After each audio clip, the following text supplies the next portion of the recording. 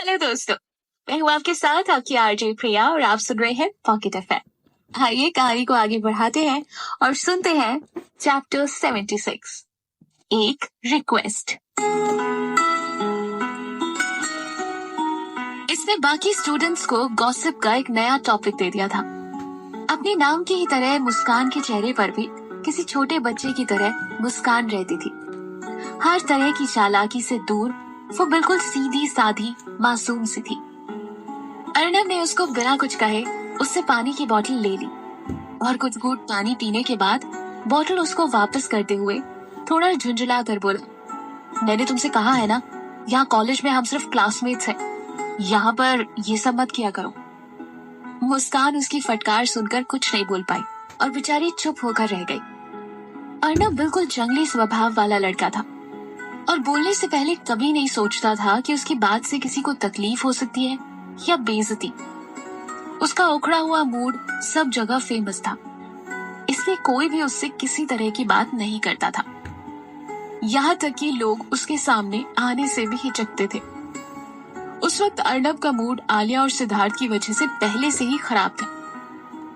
वो उनको दूर से देख देख कर भड़क रहा था, या फिर यूं कहिए कि वो दोनों भी जानबूझकर ऐसा कर रहे थे ताकि उसका मूड और भी ज्यादा खराब हो जाए। और उसके इस भड़के हुए मूड का शिकार बेचारी मुस्कान हो रही थी।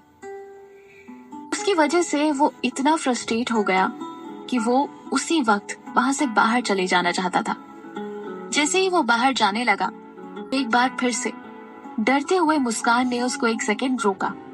किसी में इतनी हिम्मत नहीं थी कि अर्नब को आते जाते बीच में टोक दे, और ये उसको जरा भी पसंद भी नहीं था। अर्नब ने पलटकर उसको चुभती हुई नजरों से देखा। उसकी तीखी नजरें देखकर वो बिल्कुल सहम गई, लेकिन फिर हिम्मत करके बोली, वो मैडम कह रही थी कि आज रात डिनर के टाइम तक घर आ जाएगा। घबराहट की वजह से वो ठीक से बोल भी नहीं पा रही थी। उनको बोल देना कि मेरे पास टाइम नहीं है। अर्नब वापस जाते हुए 1% सा जवाब देते हुए वहां से निकल गया। उसके ऐसे तिरस्कार भरे शब्द सुनकर उसकी आंखों में आंसू आ गए। अगर आज वो टाइम से घर नहीं पहुंचा तो सारी पनिशमेंट मुस्कान को मिलेगी। एक लंबी प्रैक्टिस के बाद अब जाकर आलिया बॉल को सही से पकड़कर बास्केट की तरफ उछालने का सही तरीका सीख चुकी थी, लेकिन अभी भी वो बॉल को हर बार बास्केट में नहीं डाल पा रही थी। लेकिन इतना होने के बाद भी पूरे सब्र के साथ उसको ठीक से बास्केट करने का तरीका सिद्धार्थ समझा रहा था। छुट्टी के बाद घर जाते टाइम एक सवाल उसके भी दिमाग में घूमने लगा। कहीं ऐसा तो नहीं था कि लंबे टाइम से आलिया के साथ साथ रहने की वजह से उसका इंटेलिजेंस भी कम हो गया था? क्योंकि ये बात उसने खुद ही अर्नब के लिए कही थी कि बेवकूफी किसी इन्फेक्शन की तरह होती है, जो एक बेवकूफ से दूसरे नॉर्मल इंसान तक फैल जाती है। इसलिए अर्नब भी गुस्सैल और लड़ाकू तो पहले ही था, लेकिन बार बार आलिया से भिड़ने की वजह से वो उसी की तरह बन गया था। वही बात अब सिद्धार्थ के दिमाग में भी आने लगी थी। उसके बैठने, उठने, बात करने का लहजा भी धीरे धीरे बदलता जा रहा था। कहीं ये आलिया की संगत का असर तो नहीं था? जब से सिद्धार्थ ने उसको छुट्टी के बाद कॉलेज से अपने घर जाने के लिए कहा था, तब से दोनों रोज कॉलेज से एक साथ ही घर जा रहे थे। वापस जाते टाइम ईशान और रोहित अपनी अपनी कारों से घर जाते थे और सिद्धार्थ की कार में ड्राइवर के अलावा सिर्फ आलिया ही होती थी। आज भी हमेशा की तरह सिद्धार्थ की गाड़ी में घर जाते वक्त वो उसकी तरफ से बिल्कुल बेपरवाह होकर अपने फोन पर बात करते हुए चली जा रही थी, और वो उसको तरह तरह की फिजूल बातों को भी बड़ी सीरियसली करते हुए देख रहा था। तभी उसके फोन में एक नए मैसेज का नोटिफिकेशन आया। उसको देखते ही आलिया खुशी से उछल पड़ी। ओह वाओ, चंद्रकांता सीरियल के दूसरे सीजन की शूटिंग शुरू होने वाली है। सिद्धार्थ ने ऐसे रिएक्ट किया मानो उसके लिए बहुत छोटी सी बात हो। उसको लेकर जरा भी एक्साइटेड नहीं था। इस सीरियल की शूटिंग अगले हफ्ते से शुरू होने जा रही है, तो इस वीकेंड से हम लोग भी वहां जाएंगे। इतना सुनते ही एकदम से आलिया का एटीट्यूड चेंज हो गया। वो थोड़ा और खिसक कर उसके पास आ गई और रिक्वेस्ट करते हुए बोली, सिड, मेरा मतलब है सर, आपको एक जूनियर असिस्टेंट की जरूरत होगी ना, एक स्मार्ट, एजुकेटेड, टैलेंटेड और क्यूट आर्टिस्ट। सिद्धार्थ उसकी चापलूसी से इम्प्रेस होने की बजाय उसका अंदाज देखकर हंस पड़ा और बोला, ये ड्रामा बंद करो, मुझे अच्छी तरह से पता है कि तुम्हारी ये मक्खनबाजी किस लिए है।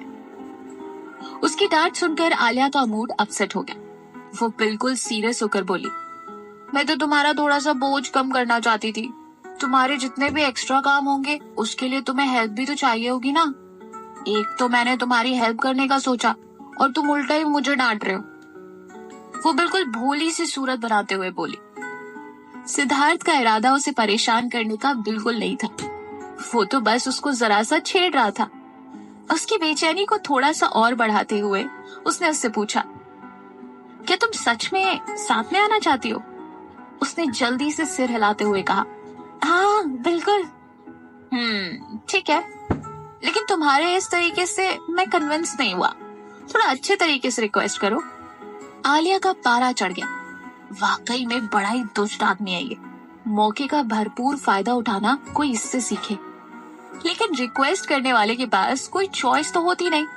उसने खुद को नॉर्मल किया और चेहरे पर एक नकली स्माइल लाकर दोनों हाथ जोड़कर गिड़गिड़ाने के अंदाज में बोली, Siddharth sir, please please please मुझे अपने साथ ले चलिए। मैं वादा करती हूँ कि मैं एक अच्छी असिस्टेंट बनूंगी। मैं वहाँ पर आपको बिल्कुल भी तंग नहीं करूंगी और ना ही इधर उधर ताका झाकी करूंगी और आपको मेरी वजह से कोई भी नुकसान या टेंशन कभी नहीं होगा। आलिया के इतने लंबे चौड़े वादों की लिस्ट सुनकर उसको फिर से हंसी आ गई, लेकिन खुद पर कंट्रोल करते हुए वो बोला, अब जब तुम इतना रिक्वेस्ट कर रही हो तो चलो, तुम्हारी रिक्वेस्ट मान लेता हूँ। अगले वीकेंड पर तुम भी साथ चलना, ओके? सिद्धार्थ वादे का बिल्कुल पक्का था। वीकेंड आते ही वो आलिया को अपने साथ famous filming location film city ले गया। आलिया उस शानदार जगह पर जाकर हैरान रह गई। वहाँ की तड़क भड़क और चकाचौंध से उसकी आंखें फटी की फटी रह गई। वहाँ के एक्सटीरियर और इंटीरियर, वहाँ की हर एक चीज बिल्कुल परफेक्ट थी। वो उस जगह की भव्यता में खो गई थी कि तभी पीछे से रोहित आकर उसके पास खड़ा हो गया। वाओ, ये सारे पत्थर और झील तो बिल्कुल असली है। मुझे तो लगता था कि ये सब कुछ विजुअल इफेक्ट्स होते होंगे या कंप्यूटर ग्राफिक्स से बनाया जाता होगा। आलिया झील की तरफ इशारा करते हुए बोली। पास में खड़ा रोहित यही सोच रहा था कि उससे बात कैसे शुरू करे, लेकिन जब उसने दूसरी बातों का जिक्र किया तो वो भी उसकी हाँ में हाँ मिलाते हुए बोला, वो तो है ही।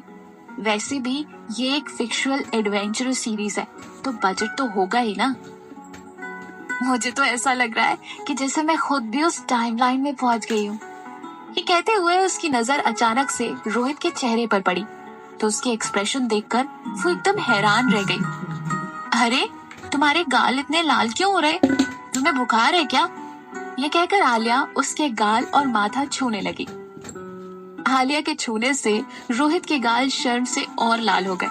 वो सोचने लगा कि क्या सच में वो उसकी इतनी केयर करती है। वो फौरन उसका हाथ पकड़कर बोला, आलिया, तुम मुझसे नाराज तो नहीं हो ना? नाराज? लेकिन किस लिए? वो पिछली बार मैंने तुम्हारा फोन ले लिया था ना, तब शायद तुम्हें अच्छा नहीं लगा था और तुम मुझसे नाराज हो गई थी।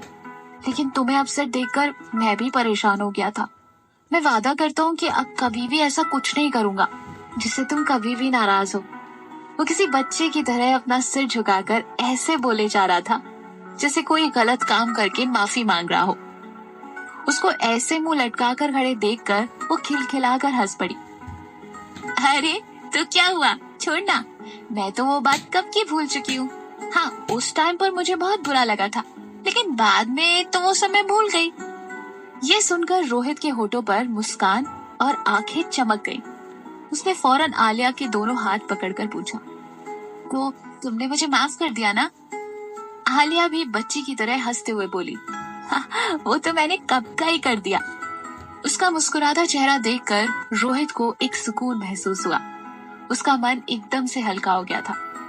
इतने दिनों से उसके दिल पर एक बोझ था। आज उसके माफ कर देने पर वो बोझ हट गया था। अब वो उससे अपने दिल की बात कह सकता था। इससे पहले कि वो आलिया से कुछ कहता, पीछे से सिद्धार्थ आकर बेरहमी से उसका हाथ पकड़कर ले जाते हुए बोला, अब पिछली बार की तरह फिर इधर उधर मत निकल जाना, चुपचाप मेरे साथ साथ रहना और मैं जो बोलूंगा वही करना, अपना वादा मत भूलना। सिद्धार्थ आलिया का हाथ पकड़कर खींचता हुआ उसे अपने साथ ले जा रहा था और रोहित उसको जाता हुआ देख रहा था। आज उससे अपने दिल की बात कहने का ये मौका भी सिद्धार्थ की वजह से चला गया। अगला सीन ईशान और रोहित का शूट होना था। उसमें दोनों को ही एक एक्शन सीक्वेंस करना था और कोई लंबे चौड़े डायलॉग्स नहीं बोलने थे, बस एक सिग्नेचर लाइन ही बोलनी थी। एक तरह से ये लीड एक्ट्रेस का इंट्रोडक्शन था। सिद्धार्थ, ईशान और रोहित तीनों ही कॉस्ट्यूम चेंज करके मेकअप करवाने में बिजी हो और आलिया जिस वजह से सिद्धार्थ से इतनी रिक्वेस्ट करके वहां आई थी उस वजह को तलाश करने लगी, यानी युवराज को ढूंढने लगी। लेकिन साथ ही उसको इस बात का ध्यान रखना था कि सेट के अलावा कहीं भी इधर उधर नहीं जाना था, वरना फिर से कोई ना कोई इश्यू बन जाता। इसलिए वो कहीं भी जाने की बजाय वहीं पर इंतजार करने लगी, क्योंकि उसको पता था कि रेडी होकर शॉट के लिए स्टारडम नाइट के एक्टर और 2 लीड एक्ट्रेसेस के अलावा युवराज भी वहीं पर खुद ही आएगा। आखिरकार उसका इंतजार खत्म हुआ। पूरा सेट पहले से ही तैयार था। शॉट रेडी होने के बाद सबसे पहले झील के पीछे एक छोटे से झरने के पास चट्टानों के किनारे उठते हुए सफेद धुएं के बीच एक शाही पोशाक पहने हुए, हाथों में तलवार लिए, लंबा चौड़ा एक योद्धा सामने आया। वो बिल्कुल किसी पेंटिंग के राजकुमार के जैसा दिख रहा था। ये राजकुमार जयसिंह के लेजेंड रोल में सिद्धार्थ था। उसके कुछ ही सेकंड बाद युवराज की एंट्री हुई, जो वाकई किसी असली युवराज से कम नहीं लग रहा था। उसका ब्लैक कलर का शाही कॉस्ट्यूम और उस पर भारी भरकम ज्वेलरी और हाथ में चमकती हुई 4 फुट की तलवार। उसके साथ ग्रैंड एंट्री उसकी स्मार्टनेस में 4 चांद लगा रहे थे। वो सीरियल में राजकुमार चंद्र प्रताप का मेन रोल प्ले कर रहा था। लीड रोल होने की वजह से लगभग सारे स्टाफ की नजर उसकी डैशिंग लुक्स पर ही जमी हुई थी। उसकी ये एंट्री तो सीरियल के शुरू होते ही टीआरपी को 4 गुना करने वाली थी। अच्छा, ऐसा फील नहीं हुआ आपको कि अचानक से हमारी लेटेस्ट लव स्टोरी किसी पीरियड ड्रामा की तरह हो गई, है ना? राजा महाराजा अलग सा जोन आ गया। फिलहाल अभी भी युवराज का भूत आलिया के सर से उतरा नहीं है। आगे इसके क्या कॉन्सिक्वेंसेस होने वाले हैं जानेंगे अपने अगले चैप्टर। सुनते रहिए पॉकेट एफएम, आपकी आरजी प्रिया के साथ। हेलो दोस्तों, मैं हूँ आपके साथ आपकी आरजे प्रिया और आज कहानी शुरू करने से पहले हमारे लिसनर्स की कुछ बातें आपके साथ शेयर करना चाहती हूँ। हमारे एक लिसनर है अर्श, उन्होंने स्टोरी पर मैसेज करके हमें कहा है कि वो स्टोरी के कैरेक्टर आलिया से प्यार करने लगे हैं। इनफैक्ट अब आलिया उनके सपनों में भी आने लगी है। That is so cute. अर्श का कहना है कि स्टोरी की लेंथ थोड़ी और बढ़ाई जाए। ठीक है अर्श, आपके लिए आज का चैप्टर थोड़ा सा लेंथी होगा, तो आइए शुरू करते हैं। चैप्टर 77, नया क्रश। दोनों के ही धमाकेदार एंट्री के साथ सिग्नेचर लाइन ने सभी के होश उड़ा दिए। युवराज की एंट्री पर तो आलिया को ऐसा लगा जैसे उसके सीने से दिल बाहर ही निकल आएगा। लेकिन इस बार एक्टिंग के मामले में सिद्धार्थ युवराज से किसी भी हाल में कम नहीं था। ऐसा लग रहा था कि पिछली बार के फोटो शूट में आलिया ने सिद्धार्थ के टैलेंट को कम आंका था, लेकिन इस बार इंट्रोडक्शन शॉट में सिद्धार्थ ने अपने एक्टिंग टैलेंट का भरपूर इस्तेमाल किया। लेकिन डायरेक्टर अपने शॉट से थोड़ा सा सेटिस्फाइड नहीं दिखे, क्योंकि उसको डायलॉग बोलते हुए लीड रोल प्ले कर रहे युवराज के चेहरे का क्लोजअप शॉट लेना था। लेकिन युवराज के चेहरे पर एक्सप्रेशन का नामो निशान ही नहीं था और लीड रोल का डायलॉग बोलते हुए क्लोजअप शॉट हर हाल में लेना ही था। सब कुछ परफेक्टली चल रहा था, लेकिन उसको लीड रोल का एक्सप्रेशन नहीं मिल पा रहा था। युवराज का चॉकलेटी चेहरा सिर्फ फोटो शूट में ही हिट था, क्योंकि वहां किसी तरीके की डायलॉग डिलीवरी नहीं करनी होती। लेकिन अब जब बात आती है एक्टिंग की, तो न सिर्फ डायलॉग डिलीवरी बल्कि एक्सप्रेशन की टाइमिंग भी उसके लिए बहुत ही मुश्किल काम था। जबकि सिद्धार्थ की परफॉर्मेंस, एक्सप्रेशन, डायलॉग डिलीवरी और एक्शन टाइमिंग सब कुछ बिल्कुल परफेक्ट था, लेकिन इसके बावजूद उसको सीरियल में सेकंड लीड रोल मिला था। जब काफी देर तक कई बार ब्रेक और रीटेक लेने के बाद भी शॉट ओके नहीं हो सका, तो प्रोड्यूसर भी मजबूर होकर डायरेक्टर को बोले कि लीड रोल तो अब चेंज नहीं हो सकता, इसलिए उसी एक्सप्रेशन का क्लोजअप लेकर शॉट ओके करें। खराब एक्टिंग के बावजूद उसका हैंडसम चेहरा और चार्मिंग पर्सनालिटी दर्शकों में बहुत ज्यादा फेमस था। प्रोडक्शन हाउस को भी बढ़ती हुई टीआरपी से ही मतलब था, इसलिए उन्होंने भी एक्टिंग से ज्यादा फेस वैल्यू को वैल्यू दी थी। डायरेक्टर ने लास्ट शॉट देने के लिए युवराज को तलवार के साथ एक शील्ड भी दे दी कि अगर वो कहीं पर डायलॉग भूल जाए तो अपने मुंह के आगे उस शील्ड को रख ले, जिससे कम से कम शॉट तो ओके हो जाए। बाकी डायलॉग्स की टाइमिंग तो डबिंग में मैनेज हो सकती है। लास्ट सीन को हल्का सा चेंज करके उसने सिद्धार्थ को भी समझा दिया। अब वो युवराज की बजाय पहले सिद्धार्थ पर फोकस करने वाला था। कैमरे को रोलिंग करके जब उसने एक्शन बोला, ब्लैक कॉस्ट्यूम में सिद्धार्थ ने चमचमाती हुई तलवार को दोनों हाथों से पकड़कर बिजली की तरह चलाते हुए सामने आया और सामने चलते हुए पंखे की हवा से उसके काले घने बाल लहरा रहे थे। तो एक पल के लिए आलिया का दिल भी धड़कना भूल गया। एक सेकंड के लिए तो वो भी ये कंफ्यूजन में हो गई कि उसका फेवरेट सामने खड़ा युवराज है या फिर इतनी धमाकेदार परफॉर्मेंस देने वाला सिद्धार्थ। आलिया उसको बिना पलके झपकाए देखती ही रह गई। तभी उसके कानों में एक तीखी आवाज सुनाई दी, हे ये स्टूपिड, तुम यहाँ पर क्या कर रही हो? आलिया को यह आवाज कुछ जानी पहचानी सी लगी। जब उसने पीछे पलट कर देखा तो उसका शक सही निकला। वो रानी ही थी, वो नई एक्ट्रेस शमिता की मैनेजर जो उससे पिछली बार फोटोशूट पर मिली थी।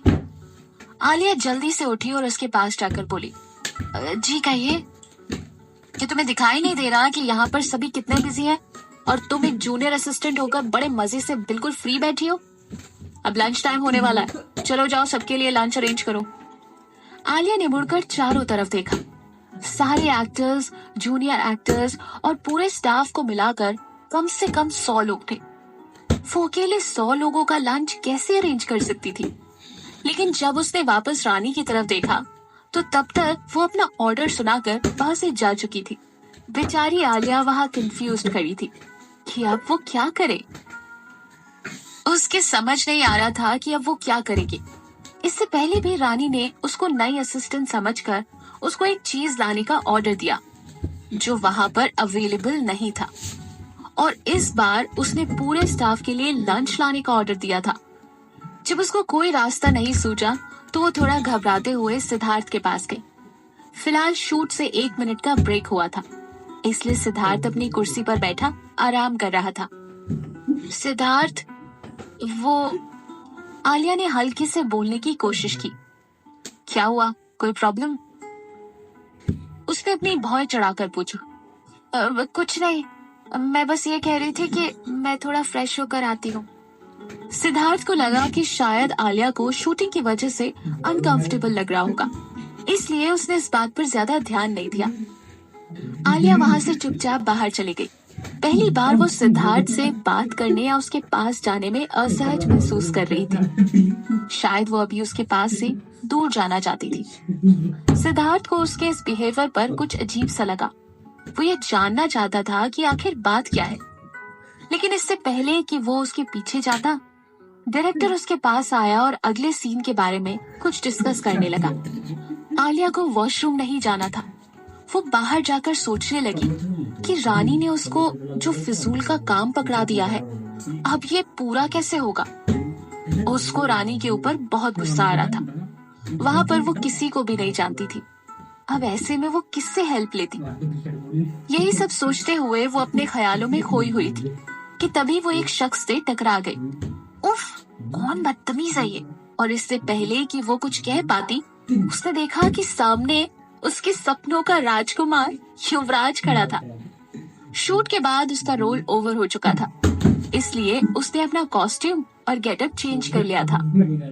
युवराज को अपने सामने देखकर एक बार फिर से उसका चेहरा खिल गया और वो बिना अपनी पलकें झपकाए एकटक उसको देखती ही रह गई। युवराज भी उसको पहचान गया। पिछली बार स्टूडियो के गेट पर पहली बार वो उससे मिला था और बाद में उसके साथ सेल्फी भी तो ली थी। आमतौर पर युवराज अपने चिपकू फैन से जल्दी पीछा छुड़ा लेता है, उनको ज्यादा बर्दाश्त नहीं करता। लेकिन ये जो लड़की उसके सामने खड़ी थी, उससे बार बार टकराने पर भी उसका मूड खराब नहीं हुआ। क्या हुआ, तुम्हारी शिफ्ट खत्म हो गई? तुम भी जा रही हो क्या? कहो तो मैं तुम्हें शहर की तरफ ड्रॉप कर देता हूँ। मैं भी एक शो के लिए वापस जा रहा हूँ, उसने मुस्कुराते हुए कहा। अगर कोई और दिन होता तो आलिया युवराज के इस इनविटेशन को कभी ना नहीं बोलती, लेकिन आज ऐसी मजबूरी थी कि वो चाह कर भी उसके इस ऑफर को एक्सेप्ट नहीं कर सकती थी। नहीं, वो मुझे सबके लिए लंच पैक लेने जाना है। Lunch pack? पूरे स्टाफ के लिए? किसने कहा तुमसे? युवराज उसकी बात सुनकर हैरान हो गया। रानी मैम ने बोला था। आलिया ने सीधा उसको ब्लेम कर दिया। गाड़ी में बैठकर युवराज ने अपना टैब निकाला और ऑनलाइन सबसे महंगे 5 star hotel golden crown book करके सभी स्टाफ वालों के लिए लंच पैक ऑर्डर किया। ओह माय गॉड, ये इसने क्या किया? आलिया ये देखकर हैरान रह गई। सर, मैं इतना महंगा लंच अफोर्ड नहीं कर सकती, उसने डरते हुए कहा। कोई बात नहीं, मेरी एक क्यूट फैन के बर्थडे के लिए मेरी तरफ से ट्रीट, वो बड़ी अच्छी स्माइल करते हुए बोला। आलिया तो उसकी इस स्माइल पर फिदाई हो गई, लेकिन वो नहीं जानती थी कि इस हेल्प की सबसे बड़ी वजह थी अपने सामने सिद्धार्थ की वैल्यू को एकदम नीचे गिराना, जिसका बहुत ही अच्छा मौका आज उसको मिल गया था। वहाँ अंदर सिद्धार्थ आलिया को लेकर थोड़ा परेशान हो रहा था। उसने रोहित और ईशान से भी पूछा कि उसने आलिया को देखा या नहीं। रोहित ने लापरवाही से जवाब दिया, अरे वॉशरूम गई होगी, और कहाँ जाएगी? 1 घंटे से वॉशरूम, सिद्धार्थ ने अपनी भौहें चढ़ाते हुए पूछा। तो रोहित भी चौंका। रोहित के पास अब इसका कोई जवाब नहीं था। उसको भी अब उसकी फिक्र होने लगी थी, कहीं वो रास्ता तो नहीं भूल गई। सिद्धार्थ उसकी इस बात का क्या जवाब देता? वो तो खुद ही इस बात से अनजान था कि आलिया पिछले 1 घंटे से आखिर थी कहाँ। उसने फौरन अपना फोन निकाला और आलिया का नंबर डायल किया। कॉल फौरन कनेक्ट हो गई और फोन की दूसरी साइड से आलिया की प्यारी सी आवाज आई। हेलो सिद्धार्थ, क्या हुआ? आलिया, कहाँ हो तुम? 1 घंटे से गायब हो, किसी ने किडनैप कर लिया है क्या? सिद्धार्थ की आवाज में गुस्से के साथ साथ एक कटाक्ष भी था, पर आलिया बिना उसकी परवाह किए बोली, अभी मैं स्टाफ के सभी लोगों के लिए लंच पैक शेयर कर रही हूँ।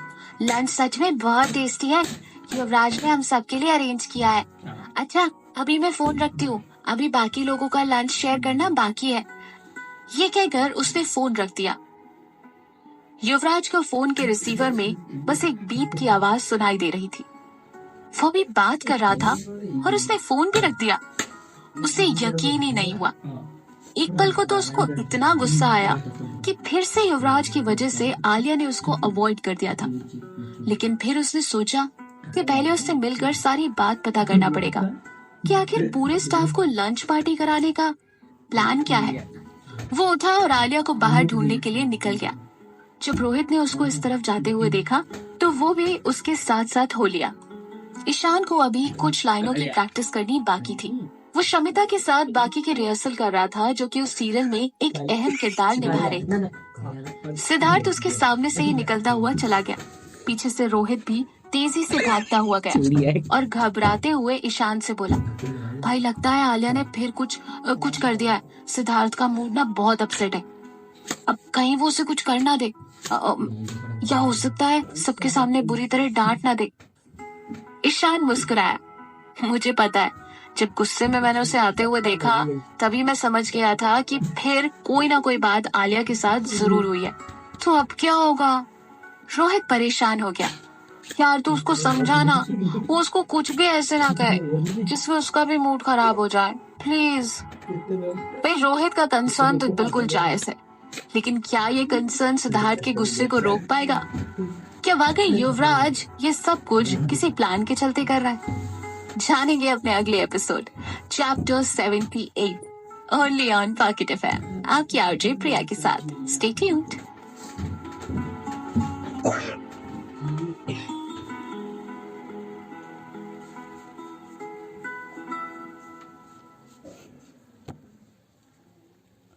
हेलो दोस्तों, मैं हूँ आपके साथ आपकी आरजे प्रिया और आप सुन रहे हैं पॉकेट एफएम।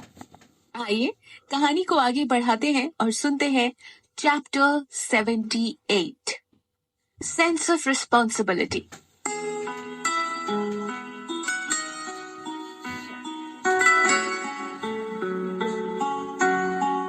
ईशान ने रोहित को दिलासा देते हुए कहा, डोंट वरी ब्रदर, वो उसको कुछ नहीं कहेगा, कम से कम अभी तो कुछ नहीं कहेगा।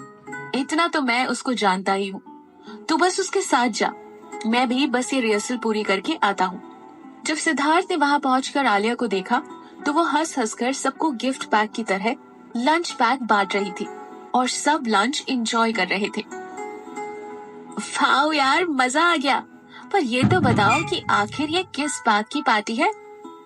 एलिगेंट होटल तो एक जाना माना 5 स्टार होटल है, और क्या वहाँ की पार्टी देने का मतलब है कोई बहुत ही खास मौका होगा। सभी वहाँ पर यही सब डिस्कशन कर रहे थे। तभी स्टाफ की एक लड़की ने रानी से पूछा, मैंने तो सुना था कि आज शमिता मैम का बर्थडे है, तो आज तो उनकी पार्टी होनी थी, लेकिन पार्टी तो ये लड़की दे रही है। आखिर ये नई लड़की है कौन? शमिता मैम की नई असिस्टेंट है क्या? अरे नहीं, ये तो बस ऐसे ही, रानी ने बात को टालते हुए कहा। ऐसे ही है? उस लड़की ने रानी की बात पर हैरान होते हुए कहा, ऐसे ही कोई इतनी महंगी ट्रीट थोड़ी देता है। 5 स्टार होटल की ट्रीट, और वो भी सभी स्टार्स और पूरे स्टाफ के लिए। इस बार रानी कोई भी जवाब नहीं दे सकी। पिछली बार आलिया की वजह से युवराज के सामने जो उसकी बेइज्जती हुई थी, उसने तो बस उसका बदला लेने के लिए उसको एक मुश्किल काम दिया था। शमिता ने अपने बर्थडे के मौके पर रानी को अपना कार्ड देकर सबके लिए लंच अरेंज करने के लिए बोला था। बर्थडे पार्टी अरेंज करना वाकई एक बड़ा टेंशन का काम था, इसलिए जब रानी ने आलिया को आज फिर से देखा तो उसने वो काम उसको करने के लिए बोल दिया। उसने उससे सभी के लिए पार्टी अरेंज करने के लिए तो बोल दिया, लेकिन दूसरे काम करने की जल्दी में स्टारडम नाइट की इस नौसिखिया आर्टिस्ट को शमिता मैम का कार्ड देना तो वो भूल ही गई थी। पर एक बात उसकी समझ में नहीं आ रही थी, बिना कार्ड स्वाइप किए इतना बड़ा अमाउंट उसने कहां से खर्च किया? ज्यादा से ज्यादा तो वो किसी रेस्टोरेंट से खाना ऑर्डर कर सकती थी, लेकिन एलिगेंट होटल का लंच, वो भी लगभग 100 लोगों के लिए, ये कोई मामूली बात नहीं हो सकती। आखिर इसने ये कैसे किया? ये एक बड़ा सवाल था। स्टारडम नाइट ग्रुप के तीनों मेंबर्स ने भी अभी तक अपनी कॉस्ट्यूम चेंज नहीं की थी, और उस गेटअप में एक साथ खड़े उन तीनों का लुक एक अलग ही अंदाज में दिख रहा था। रानी पहले ही इस पार्टी अरेंजमेंट से कंफ्यूज दिख रही थी, और अब तो तीनों को एक साथ सामने देखकर उसकी हालत और ही खराब हो गई। आज तो उसको बहुत फटकार मिलने वाली थी। हो सकता है कि शायद उसकी जॉब भी चली जाए। ये सोचकर वो बड़ी टेंशन में आ गई। वो तो आलिया को बस पिछली बार के लिए शर्मिंदा करना चाहती थी, लेकिन अब तो लगता था लेने के देने पड़ गए हैं। वो अपने चेहरे पर एक नकली मुस्कान लाते हुए बोली, हेलो सर, आपकी असिस्टेंट तो बहुत ही अच्छी अरेंजमेंट करती है। हाँ, तो अब तो मेरी असिस्टेंट से अपना अरेंजमेंट करवाओगी, सिद्धार्थ ने बिल्कुल ठंडी आवाज में कहा, लेकिन उसके लहजे से वो बिल्कुल सिहर गई। नहीं नहीं सर, मेरा मतलब था कि मैं तो बस ये चेक कर रही थी कि वो इतनी बड़ी ये जिम्मेदारी उठा पाएगी कि नहीं। और सच में सर, इसने तो बहुत अच्छी तरह से सब मैनेज किया है। रानी के पास कोई भी एक्सक्यूज नहीं बचा था। ओह, तो मेरी पर्सनल असिस्टेंट रिस्पॉन्सिबिलिटी निभा पाती है या नहीं, ये अब तुम चेक करोगी, सिद्धार्थ ने उसे घूरते हुए पूछा। इस बार रानी के पास उसका कोई जवाब नहीं था। वो चुपचाप सिर झुकाकर खड़ी हो गई। सिद्धार्थ समझ गया कि इस बार सारी गलती आलिया की नहीं थी, बल्कि रानी की बेवकूफी की वजह से ये सब हुआ था। वो आलिया के पास गया और अपने वॉलेट से अनलिमिटेड क्रेडिट लिमिट वाला मास्टर कार्ड निकालकर उसको देते हुए बोला, ये लो, अगली बार इसको यूज करना। सिद्धार्थ ने वो कार्ड आलिया की हेल्प करने के लिए दिया था या युवराज को नीचा दिखाने के लिए या अपनी वैल्यू ज्यादा दिखाने के लिए, ये तो कोई नहीं जानता था। लेकिन ईशान और रोहित दोनों जानते थे कि बात वो नहीं जो सबके सामने दिख रही थी। असली बात तो कुछ और ही थी।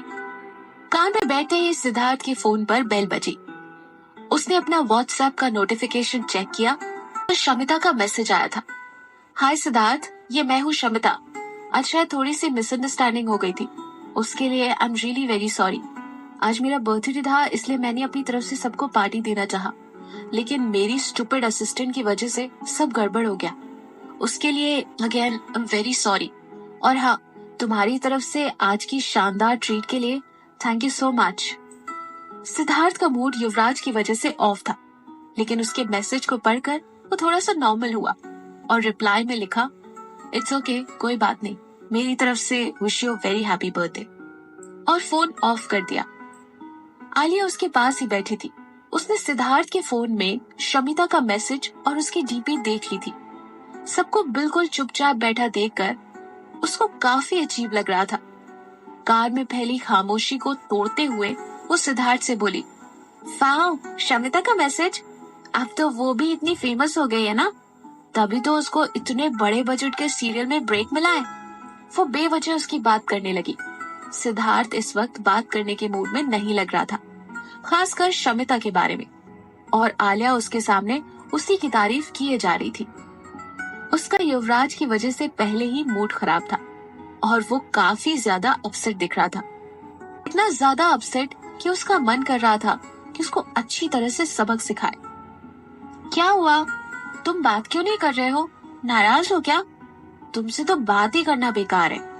जो भी बात करे उसका भी मूड खराब हो जाए, उसने बुरा सा मुंह बनाते हुए कहा। सिद्धार्थ उसकी बात पर चिढ़कर बोला, पता नहीं तुम किसके बारे में बात कर रही हो, मेरे पास कोई मैसेज नहीं आया है। अरे अभी अभी तो मैसेज आया, लेकिन तुमने उसको डिलीट कर दिया। मुझे नहीं पता कि वो कौन है और क्या है, और जो लोग मुझे पसंद नहीं आते मैं उन्हें नहीं पहचानता।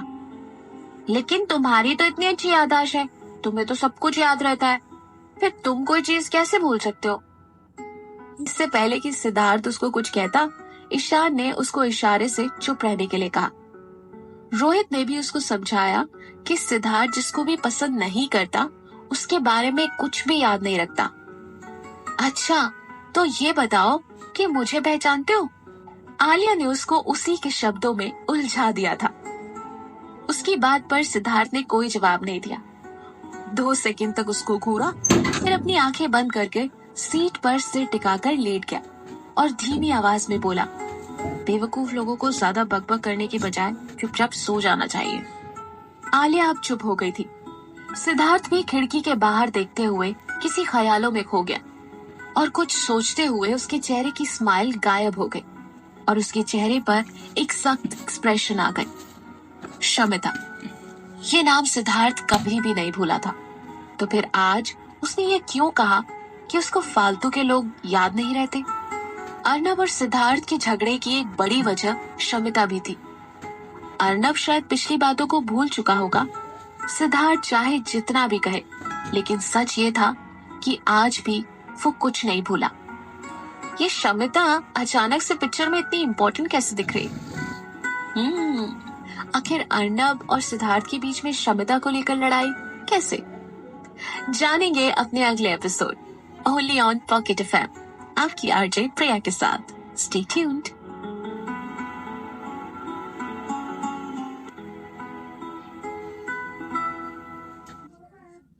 हेलो दोस्तों, मैं हूँ आपके साथ आपकी आरजे प्रिया और आप सुन रहे हैं पॉकेट एफएम। आइए कहानी को आगे बढ़ाते हैं और सुनते हैं चैप्टर 79।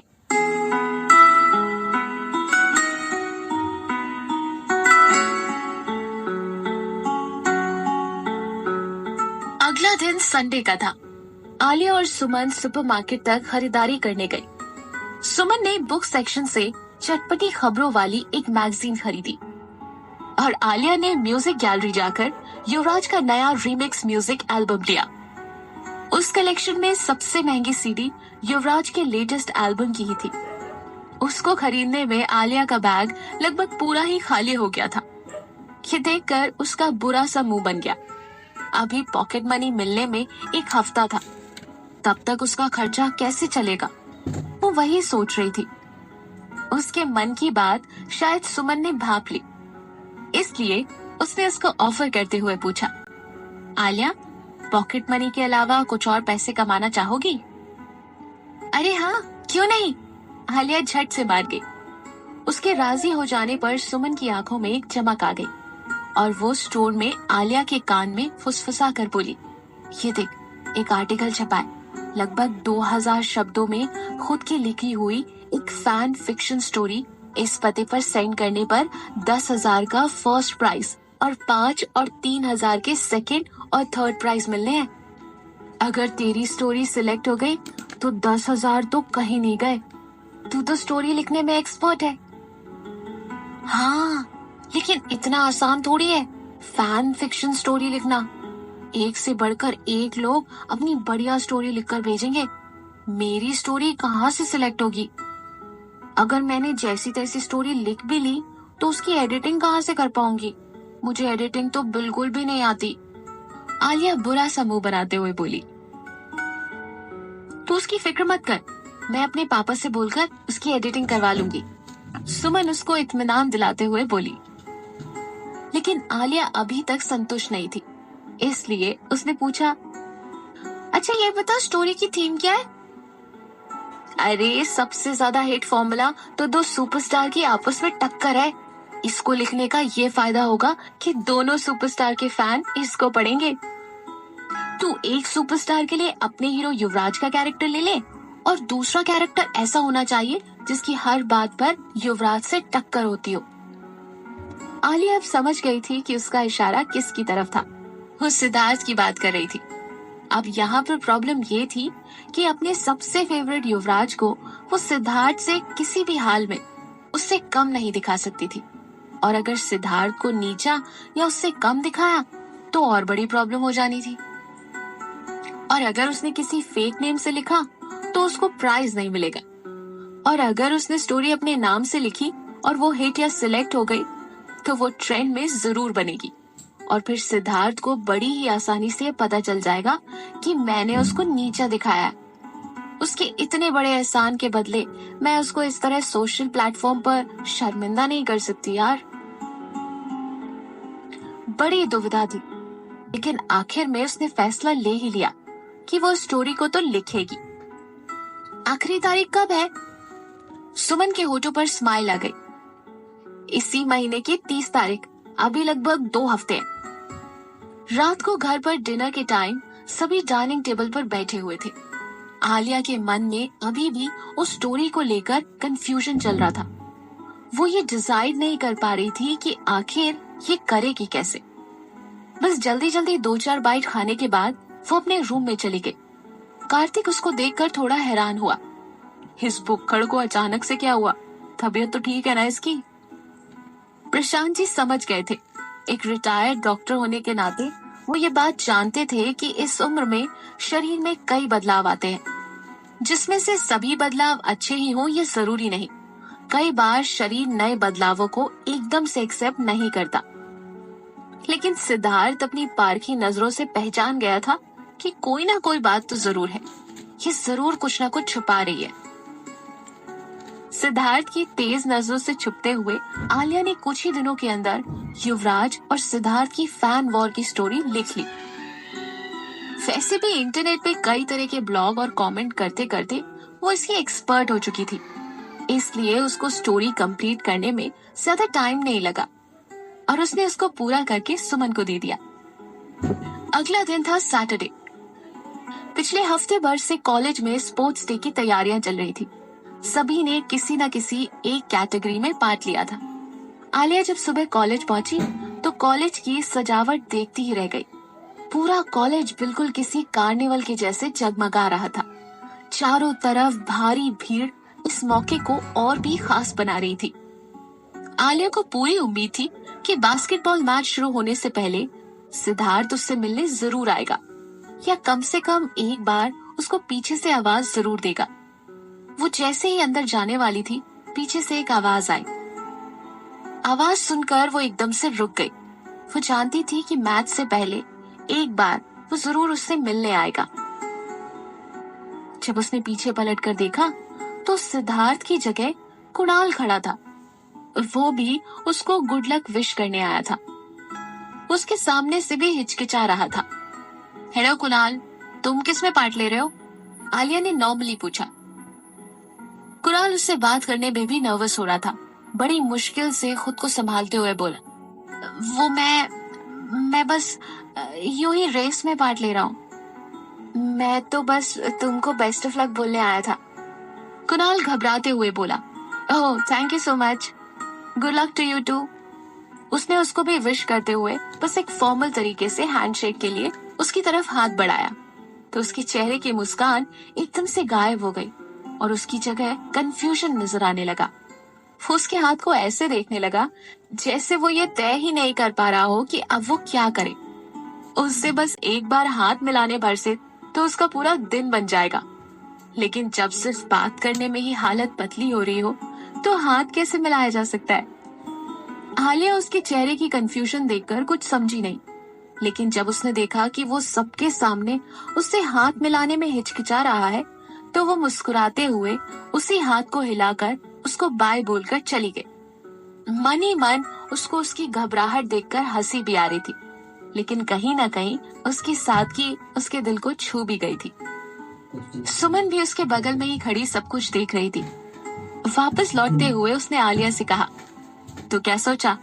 तुम्हें कुणाल कैसा लगता है? कैसा लगता है मतलब? लड़के जैसा लगता है। उसने उसकी बात को बिल्कुल हल्के में लेते हुए जवाब दिया। सुमन जानती थी कि इस लापरवाह लड़की से ऐसे ही जवाब मिलने की उम्मीद थी। वो उसकी बाह पकड़कर उसको रोकते हुए बोली, अरे मेरा मतलब है कि वो तुझे पसंद करता है, तुझे चाहता है। उसके जैसा शरीफ लड़का तुझे नहीं मिलेगा। शरीफ? आलिया चौंकते हुए बोली, तुझे कैसे पता कि वो इतना शरीफ है? उसने उल्टा सुमन से ही सवाल कर दिया। आलिया कम ऑन, सेंस नाम की भी कोई चीज होती है?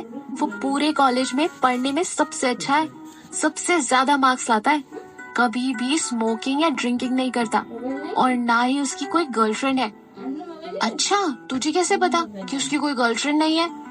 तू क्या उसके दिल की हर बात जानती है? आलिया ने उसकी खिल्ली उड़ाते हुए बोला। सुमन उसकी बात पर सीरियस होकर बोली, अरे बेवकूफ, जिस लड़के की एक लड़की से सिर्फ बात करने में हालत खराब हो जाती है, आवाज मुंह से अटक के निकलती है और पसीने छूटने लगते हैं, उसकी कोई गर्लफ्रेंड हो सकती है क्या? ऐसा डिसेंट लड़का शायद ही कहीं मिलेगा। सुमन उसको समझाया ही जा रही थी, जबकि आलिया की नजरें किसी और को ही ढूंढ रही थी। थोड़ी ही दूर पर उसने देखा कि सिद्धार्थ खड़ा था और ढेर सारी उसकी फैंस उसके आसपास खड़ी थी। कुछ उसको चीयर्स कर रही थी, जबकि कुछ दूर से ही उसके साथ सेल्फी ले रही थी। वो अपने दोनों हाथ क्रॉस किए हुए उसको ही देख रहा था। भीड़ में घिरे हुए होने के बावजूद उसके चेहरे पर एक सुकून था।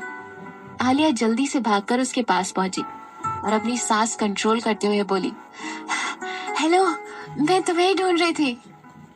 सिद्धार्थ सवालिया नजरों से उसको देखते हुए बोला, क्यों? अब मुझे क्यों ढूंढ रही थी? युवराज नहीं मिल रहा? उसके सीधे कटाक्ष से आलिया चुप हो गई, लेकिन बात को और न बढ़ाते हुए बोली, कल के लिए मुझे माफी मांगना था। मुझे इस तरह से बात नहीं करनी चाहिए थी। तुमने इस इवेंट के लिए मेरी काफी हेल्प भी की थी। मैं उसके लिए थैंक यू भी कहना चाहती हूँ। उसकी तरफ से कोई रिएक्शन न मिलने पर आलिया चुप हो गई। तभी टीचर ने अनाउंस किया कि अलग अलग कैटेगरी के लिए स्टूडेंट्स अपने ग्रुप में आ जाएं। आलिया और सुमन वहां से चली गई। उसके जाने के थोड़ी देर बाद अर्नब पीछे से आया और सिद्धार्थ के पास जाकर बोला, हाँ क्या हुआ?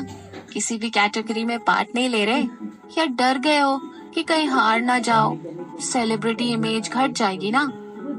इससे पहले कि वो अपनी बात पूरी करता, टीचर ने माइक पर फिर से अनाउंस किया, 3000 मीटर की हर्डल रेस के लिए स्टूडेंट्स को इनवाइट किया जा रहा है। अभी तक जिन स्टूडेंट्स ने लोअर कैटेगरी में पार्ट लिया है वो इस हर्डल रेस के लिए 10 मिनट के अंदर गेट नंबर 4 पर पहुंच जाएं। सिद्धार्थ ने उसकी तरफ देखकर चैलेंज भरे अंदाज में कहा, बकवास करने के लिए तुम्हारे पास बहुत एनर्जी है, रेस के लिए भी इतनी एनर्जी है क्या? क्या मुझसे रेस लगाने वाले हो? उसकी हंसी किसी कटाक्ष से कम नहीं थी। आ जाओ फिर।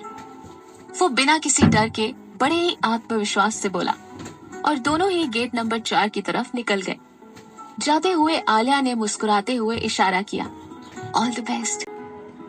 अर्नब समझा कि आलिया ने उसको गुड लक विश किया है, जबकि सिद्धार्थ समझ गया था कि उसका इशारा किसकी तरफ है। प्यार नहीं तो एटलीस्ट लड़ाई भी तो नहीं हुई।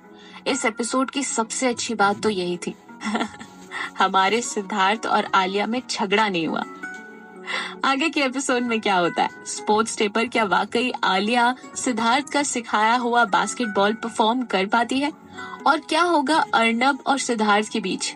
ये रेस कौन जीतेगा, जानेंगे अपने अगले एपिसोड चैप्टर 80 में, ओनली ऑन पॉकेट एफएम, आपकी आरजे प्रिया के साथ। Stay tuned.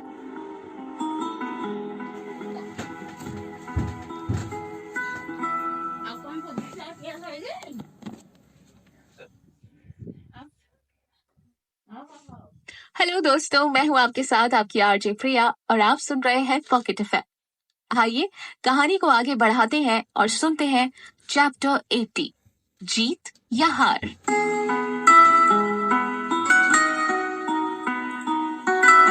सिद्धार्थ ने भी आलिया को मुस्कुराकर इशारों में थैंक्स कहा। रॉकी भी मुस्कुराता हुआ आलिया के पास आया और अपनी बाह उसकी गर्दन में लपेट कर बोला, आलिया डार्लिंग, देखना मैं तेरे लिए गोल्ड लेकर आऊंगा। रॉकी, मैंने तुमसे 1000 बार कहा है ना कि मुझे डार्लिंग मत बोला करो। मेरे साथ फ्लर्ट करने की कोशिश ना मत किया कर तू।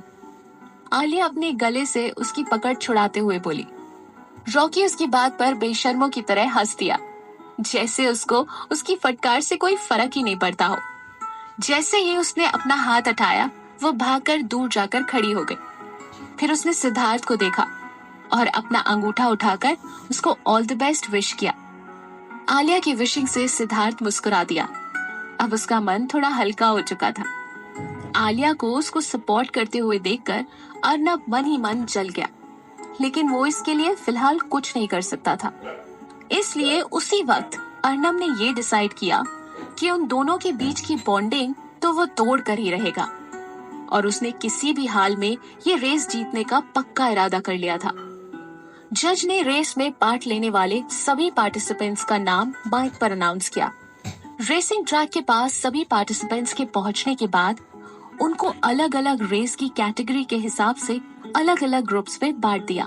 सिद्धार्थ, अर्नब और रॉकी एक ही ग्रुप में थे। 3000 मीटर की रेस की इस कैटेगरी में सभी खिलाड़ी अपनी अपनी पोजीशन पर बिल्कुल तैयार थे। गन के फायर शॉट की आवाज पर कुछ लड़के तीर की तरह आगे निकल गए, जबकि कुछ पीछे ही रह गए। उनमें से एक सिद्धार्थ भी था। आमतौर पर लोग 1 या 2 लाख की छोटी रेस ही देखना पसंद करते हैं, क्योंकि वो जल्दी खत्म होती है और विनर का नाम तुरंत ही डिसाइड हो जाता है। लंबी रेस देखकर लोग ऊब जाते हैं, लेकिन सिद्धार्थ और अर्नब के बीच की ये रेस देखने के लिए भारी भीड़ उमड़ पड़ी थी। एक सेलिब्रिटी की हर एक मूवमेंट उनके क्रेजी फैंस के लिए बहुत मायने रखती है। शुरुआती राउंड में सिद्धार्थ को काफी पीछे देखकर आलिया को थोड़ी सी टेंशन होने लगी। सुमन ने उसको रिलैक्स करते हुए कहा, रिलैक्स, ये लॉन्ग डिस्टेंस रेस है। इसमें जो पहले तेज स्पीड से भागता है उसका स्टेमिना जल्दी खत्म हो जाता है।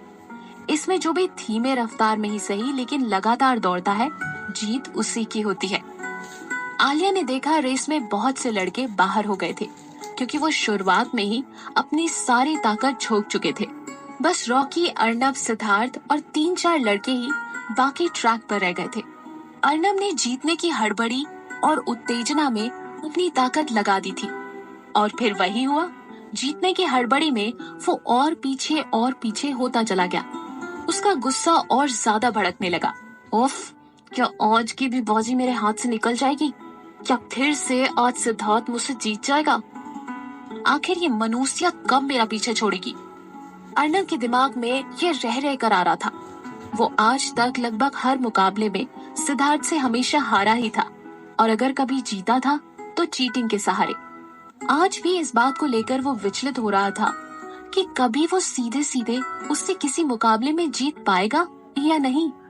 सिद्धार्थ अपनी लगातार एक रफ्तार में था, लेकिन अर्नब भी हाफते हुए धीरे धीरे पीछे आता चला जा रहा था। अगले ही लैप में सिद्धार्थ उसके आगे निकल गया। उसके सभी फैंस ये देखकर खुशी से झूम उठे। सभी उसको चीयर्स कर रहे थे। आलिया भी उसको आगे आते हुए देखकर मुस्कुराने लगी। ऑडिटोरियम के ऊपर की बालकनी में खड़े हुए सभी इतने एक्साइटेड हो गए कि बालकनी की स्टील की रेलिंग पर लटक कर उसके लिए चीयर्स करने लगे।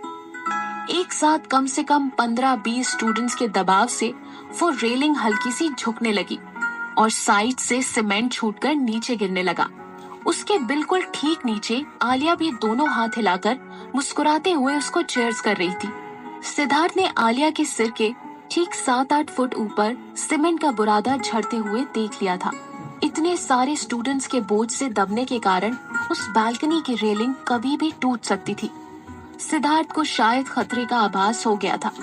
उसने अपनी नॉर्मल स्पीड को एकदम से बढ़ा दिया और किसी चीते की रफ्तार की तरह उसकी तरफ भागा। रॉकी ने भी ये देख लिया था और उस टाइम रेस जीतने से ज्यादा जरूरी था आलिया को उस खतरे से बचाना, जिससे वो अभी तक अनजान थी। लेकिन सिद्धार्थ की स्पीड रॉकी से तेज थी। अब वो ट्रैक पर नहीं, उस ऑडिटोरियम की तरफ भाग रहा था। उसको ट्रैक छोड़कर भागते देख सभी एकदम से चौंक गए। रॉकी के उस तक पहुंचने से पहले ही सिद्धार्थ 4-5 सेकंड में ही उस तक पहुंच गया और उसका हाथ पकड़कर उसको ढकेल कर वहां से हटा दिया। आलिया को ऐसा लगा जैसे उसका दिल सीने से फाड़कर बाहर निकल आया हो। डर के मारे वो बेहोश हो गई। अगले ही पल झरझरा कर सीमेंट के साथ वो रेलिंग नीचे गिर गई। धम्म से एक जोर की भारी चीज गिरने की आवाज आई और लड़कियों की इतनी तेज चीख गूंज उठी कि जैसे लगा कान के पर्दे फट जाएंगे। सिद्धार्थ के ट्रैक छोड़कर इस तरफ भागकर आने की वजह से कुछ स्टूडेंट्स को गड़बड़ लगा था, जिसकी वजह से वो पहले ही वहां से हट चुके थे। ये सब होते हुए अर्नब ने भी देखा, लेकिन तब उसके लिए सिर्फ एक बात सबसे जरूरी थी और वो था हर हाल में सिद्धार्थ से जीतना। दूसरी तरफ सिद्धार्थ ने आलिया के साथ एक बड़ा हादसा होने से बचा लिया था। सुमन ने जल्दी से अपने बैग से पानी की बोतल निकाली और आलिया के चेहरे पर पानी की छींटे मारी।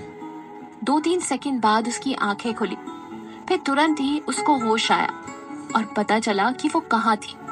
वो एक झटके से उठ बैठी। उसको सही सलामत देखकर सिद्धार्थ की जान में जान आई, लेकिन फिर भी आलिया को फटकारते हुए वो बोला, "यू इडियट, एक बात बताओ, तुम्हें खुद बचना नहीं आता? ये सारी प्रॉब्लम्स तुम्हारी तरफ क्यों आती है या फिर तुम प्रॉब्लम्स की तरफ क्यों जाती हो?" आलिया चुपचाप उसको सुन रही थी। इस टाइम उसका डांटना भी उसको बुरा नहीं लग रहा था। रॉकी भी तब तक वहां पहुंच चुका था, लेकिन उसके कुछ सेकंड पहले सिद्धार्थ ने आलिया के पास पहुंचकर एक बड़े हादसे से उसको बचा लिया था। एक तरफ से अब वो उसकी नजरों में हीरो बन गया था।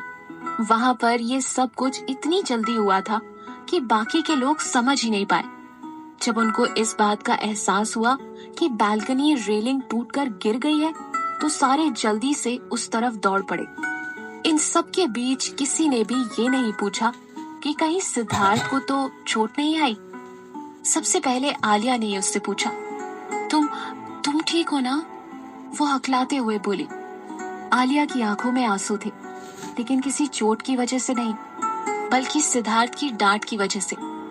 लेकिन फिर भी पहली बार उसको उसकी डांट का बुरा नहीं लगा था।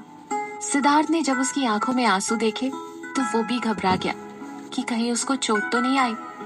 लेकिन जब उसने देखा कि वो किसी दर्द से नहीं करा रही, तो उसको इस बात से कुछ राहत मिली कि कोई सीरियस बात नहीं है।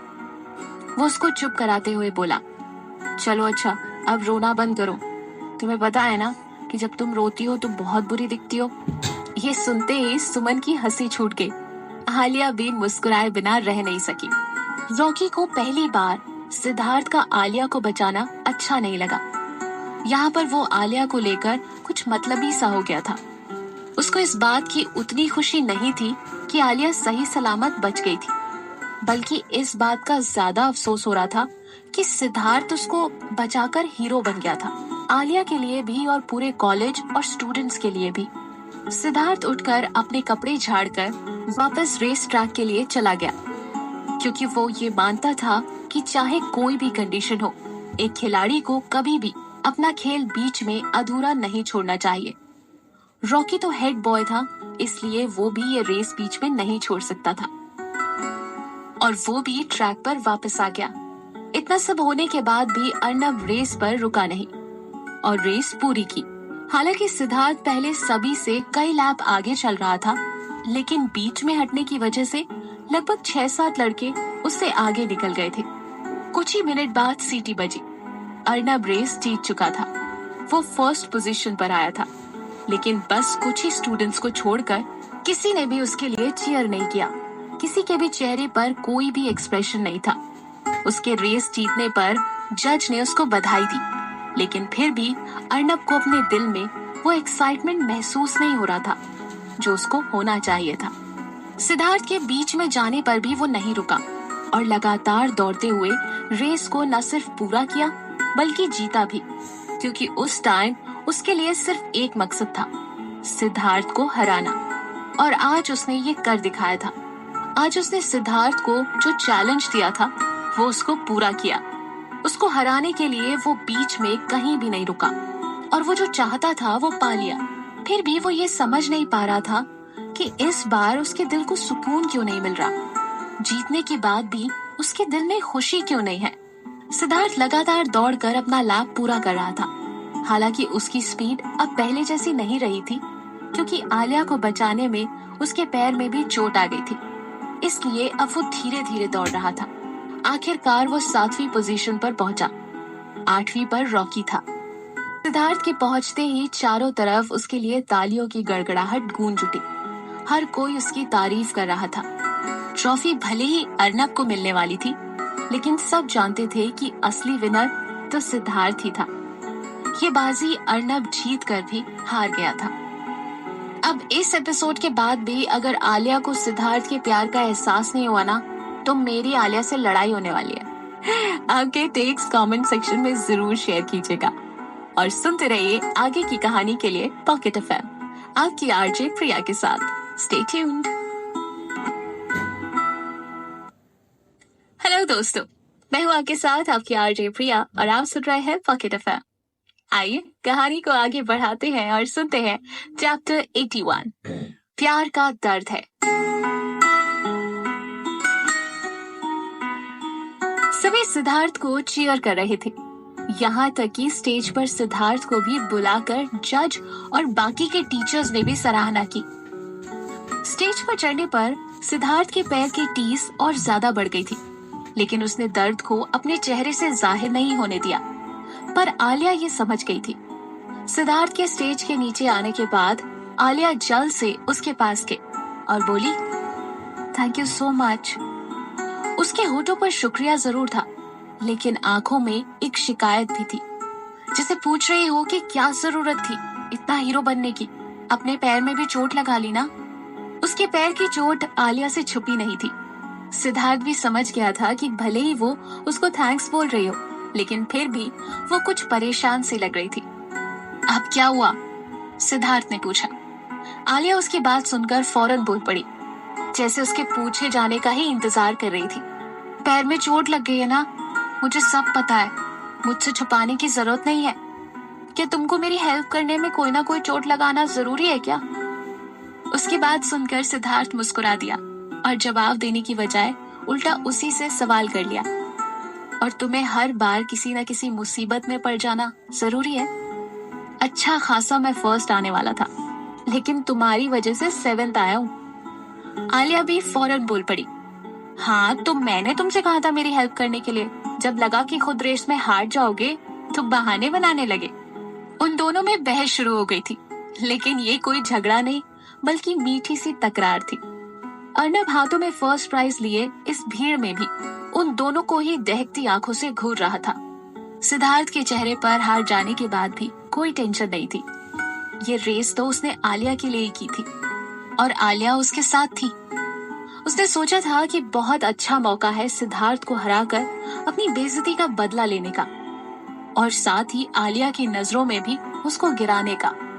लेकिन उसके साथ हादसा होने से बचा लेने के बाद सिद्धार्थ उसकी नजर में और भी ऊंचा उठ गया था और बाकी लोग भी उसी का साथ दे रहे थे। अब उसको रेस की हार जीत की कोई परवाह नहीं थी।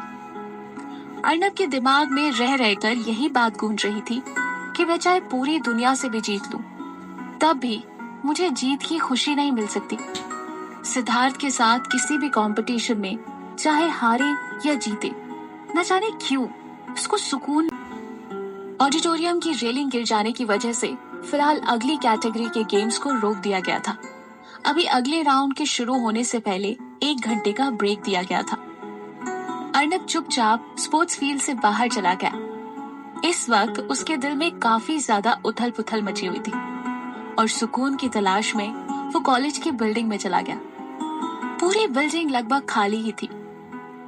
हेल्पिंग स्टाफ के अलावा वहां कोई और नहीं था। सब के सब स्पोर्ट्स डे इवेंट के लिए फील्ड पर इकट्ठा थे।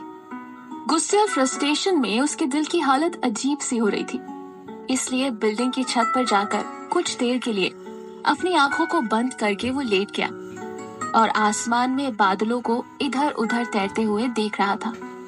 इस खामोशी में उसको बड़ी राहत मिल रही थी। इस वक्त वो बिल्कुल नहीं चाहता था कि कोई उसको डिस्टर्ब करे। ग्राउंड से बाहर जाते हुए उसको किसी ने नहीं देखा था, क्योंकि किसी को भी कोई दिलचस्पी नहीं थी कि वो कहाँ जा रहा था और क्या कर रहा था, सिवाय एक को छोड़कर, और वो थी मुस्कान।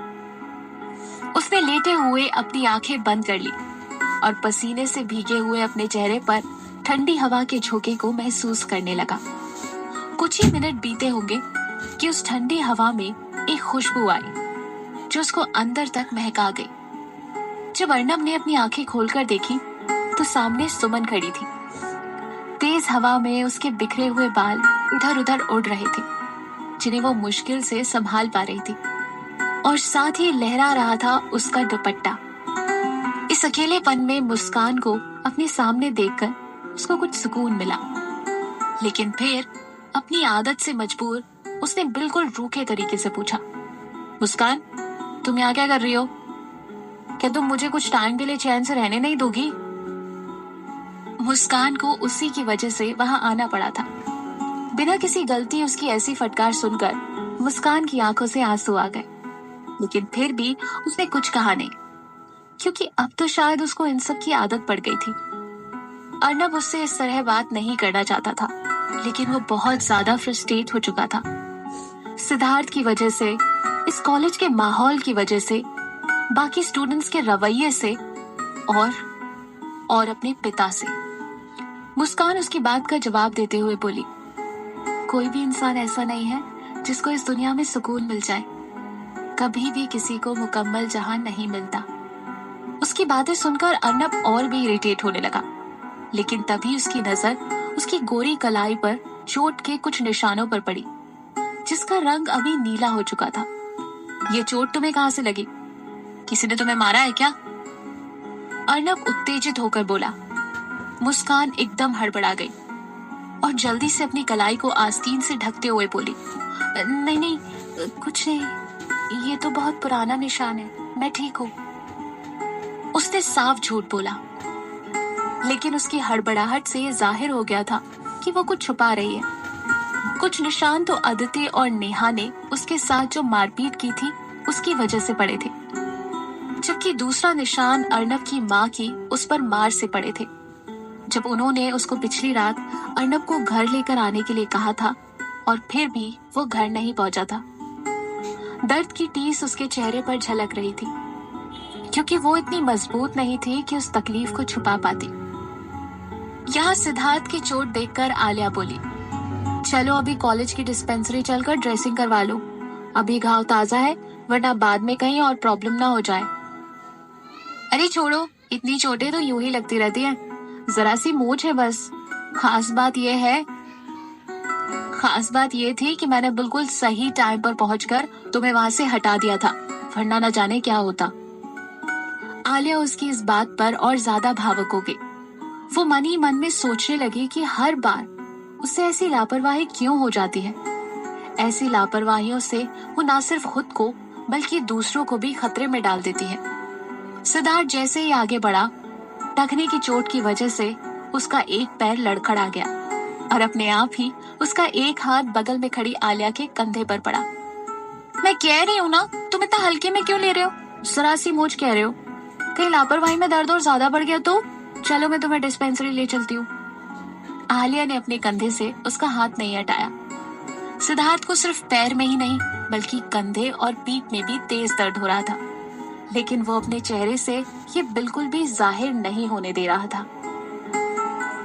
सिद्धार्थ को बिना सहारे के खुद चलने में भी अभी थोड़ी प्रॉब्लम हो रही थी, इसलिए आलिया उसको कॉलेज की डिस्पेंसरी तक अपने साथ ही ले गई। वो फिजिशियन सिद्धार्थ और आलिया को देखकर पहचान गई। पिछली बार सिद्धार्थ आलिया को लेकर आया था, इस बार आलिया उसको लेकर आई है। ये हो क्या रहा है? इतनी चोट? लव ट्रायंगल में मारपीट हो गई क्या? इससे पहले कि सिद्धार्थ कुछ कहता, आलिया पहले ही बोल पड़ी। एक्सक्यूज मी मैम, कोई भी ऐसा एंगल नहीं है, आप प्लीज इनको चेक करिए, इनको ज्यादा चोट लगी है। लगता है मल्टीपल इंजरी है। अपनी टी शर्ट उतारिए ताकि मैं देख सकूं कंधे के अलावा और कहीं चोट तो नहीं है। अगर कोई सीरियस इंजरी हुई तो फौरन हॉस्पिटल शिफ्ट करना पड़ेगा। आलिया के सामने हॉस्पिटल ट्रांसफर करने का नाम सुनकर सिद्धार्थ थोड़ा सा टेंशन में आ गया। वो अपने दर्द को छुपाते हुए बोला, डोंट वरी डॉक्टर, हॉस्पिटल की जरूरत नहीं है, बस थोड़ा सा दर्द है, ज्यादा नहीं। ओके, कोई बात नहीं, अभी मैं चेक कर लेती हूँ, आप टी शर्ट तो उतारो। सिद्धार्थ ने आलिया की तरफ देखा। आलिया ने भी डॉक्टर की ही लाइन रिपीट कर दी, सिद्धार्थ उतारो टी शर्ट। सिद्धार्थ उसको आंखें दिखाते हुए बोल, आलिया तुम्हारे मैनर्स कहाँ चले गए? कि तुम मुझे बिना कपड़ों के देखना चाहती हो? तुम चाहती हो कि मैं तुम्हारे सामने अपनी टी शर्ट उतार दूं? अब आलिया को अपनी गलती समझ में आई और वो बिना एक शब्द कहे फौरन बाहर भाग गई। बाहर आकर उसने अपने हाथों से अपना चेहरा ढक लिया और अगले ही पल अपने सिर पर अपने हाथ से खुद को ही मारते हुए बोली, आलिया तू बेवकूफ की बेवकूफी रहेगी। आलिया की हड़बड़ी देखकर सिद्धार्थ हल्के से हंसा और फिर चेकअप के लिए अपनी टी शर्ट उतार दी। चेकअप के बाद डॉक्टर ने कहा, कोई फ्रैक्चर तो नहीं लग रहा है और कोई सीरियस इंजरी भी नहीं है, बस कुछ ऊपरी चोट है। मैं एक एंटीबायोटिक ट्यूब दे रही हूँ, बस 2-3 बार ड्रेसिंग चेंज करनी पड़ेगी। आप डेली आकर ड्रेसिंग चेंज करवा लेना, या फिर अगर चाहो तो घर पर भी किसी से ड्रेसिंग करवा सकते हो, नॉर्मल ड्रेसिंग ही होगी। इट्स ओके डॉक्टर, मैं खुद मैनेज कर लूंगा, वो वापस टी शर्ट पहनते हुए बोला। डॉक्टर की बात पर उसको उन दिनों की बात याद आ गई जब आलिया ने उसकी पीठ की चोट की ड्रेसिंग की थी। आलिया की गर्म सांसें और नर्म ठंडी ठंडी उंगलियों का एहसास उसको फिर से याद आने लगा। डॉक्टर ने उसकी आंखों में एक अलग से एहसास को देख लिया था। शायद वो भी समझ गई थी कि उसके दिमाग में किसके ख्याल आ रहे होंगे।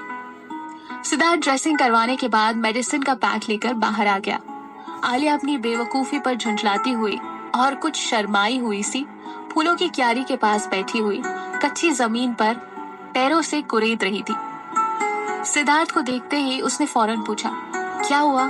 क्या बताया डॉक्टर ने? सब ठीक है ना? उसके एक साथ इतने सवाल सुनकर सिद्धार्थ की हंसी छूटने वाली थी, लेकिन उसने अपने चेहरे पर कोई भी एक्सप्रेशन आने नहीं दिए। डॉक्टर ने कहा है कि कंडीशन काफी सीरियस है। उसने मजाक में उससे झूठ बोला। वो ये देखना चाह रहा था कि ये सुनकर आलिया का क्या रिएक्शन होगा। अब पता नहीं आलिया मेरा क्या होगा, क्या तुम मेरी हेल्प करोगी? बेचारी आलिया ने उसकी कही बात को सच भी मान लिया। उसकी बात सुनकर वो थोड़ा परेशान हो गई। सिद्धार्थ को ये सब देखकर खूब मजा आ रहा था। अब उसको थोड़ा सा और तंग करने के लिए उसने जानबूझकर ऐसा चेहरा बना लिया जैसे वो काफी तकलीफ में हो। कोई बात नहीं सिद्धार्थ, तुम फिक्र मत करो, मेरी वजह से तुम्हें चोट लगी है ना, इसलिए मैं तुम्हारा पूरा ख्याल रखूंगी। वो अपने सीने पर हाथ रखकर भोलेपन से उसको वादा करते हुए बोली। सिद्धार्थ बस उसका चेहरा ही देखता रहा। उसने भले ही मजाक से उसको झूठ बोला हो, लेकिन आलिया की आंखों में साफ झलक रहा था कि उसने उसको सच्चा वादा किया था। इस लड़की का कुछ नहीं हो सकता, उसने मन में सोचा। ठीक है, लेकिन वादा करके तोड़ना मत। क्या मतलब? वो उसकी बात का मतलब नहीं समझ पाई। कुछ नहीं, ये लो इसको पकड़ो। उसने मेडिसिन का पैकेट उसकी तरफ उछालते हुए कहा। अरे क्या इतनी ज्यादा चोट लगी है कि ऐसा छोटा सा पैकेट भी नहीं उठा सकते? हाँ, डॉक्टर ने वेट उठाने से मना किया है, थोड़ा भी वेट नहीं उठा सकता। वरना मेरे पैर में फिर से मोच आ जाएगी। सिद्धार्थ ने बिल्कुल सीरियस चेहरा बनाते हुए मजाक में इस तरह से बोला कि फिर से आलिया को लगा शायद वो सच बोल रहा था। स्पोर्ट्स इवेंट अभी भी जारी था। तीरंदाजी के विमेन कैटेगरी में अगला नंबर आलिया का था, लेकिन 5 मिनट बाद ही वो वापस लौट आई। उसके उतरे हुए चेहरे से कोई भी आसानी से जान सकता था कि उसका परफॉर्मेंस कैसा रहा। ऑनलाइन वीडियो गेम छोड़कर किसी भी स्पोर्ट्स में उसकी परफॉर्मेंस बेहद ही खराब थी। सिद्धार्थ के इतनी अच्छी तरह से सिखाने के बाद भी वो कहीं भी अच्छा परफॉर्म नहीं कर सकी। अपने सेक्शन में वापस आते ही अदिति और नेहा की हंसी उसके कानों में पड़ी। वो समझी कि जब ये दोनों किसी भी तरह का मौका हाथ से जाने नहीं देती तो जरूर इस बार भी उसकी परफॉर्मेंस का मजाक उड़ाते हुए हंस रही होगी। इसलिए वो उनको अवॉइड करते हुए आगे बढ़ गई। लेकिन इस बार उनकी बातों का टॉपिक कुछ और ही था। नेहा उससे पूछ रही थी, अर्नब ने तुझे अपनी बर्थडे पार्टी में कैसे बुला लिया? तू उसकी इतनी पक्की फ्रेंड कब से बन गई? मेरे पापा उसके पापा के बहुत अच्छे फ्रेंड हैं, इसीलिए उन्होंने मेरी पूरी फैमिली को इनवाइट किया है। अदिति इतराते हुए बोली। लेकिन तेरी अर्नब से दोस्ती कब हुई? हुई नहीं है तो अब हो जाएगी। दोस्ती? क्योंकि दुश्मन का दुश्मन तो दोस्त ही होता है ना। दुश्मन? कौन दुश्मन? आलिया या सिद्धार्थ? नेहा ने कई सवाल पूछे, लेकिन जवाब में अदिति चुप रही। उसके होठों पर सिर्फ एक शातिर मुस्कुराहट थी। लीजिए भाई, अर्नब का बर्थडे। जैसे तैसे हमारे हीरो हीरोइन के बीच में चीजें ठीक होती नजर आ रही थी। अब एक नया एंगल, जरूर कुछ ना कुछ बवाल इस बर्थडे में होना ही है। जानने के लिए जरूर सुनिए अगला chapter only on pocket FM, आपकी आरजे प्रिया के साथ। Stay tuned.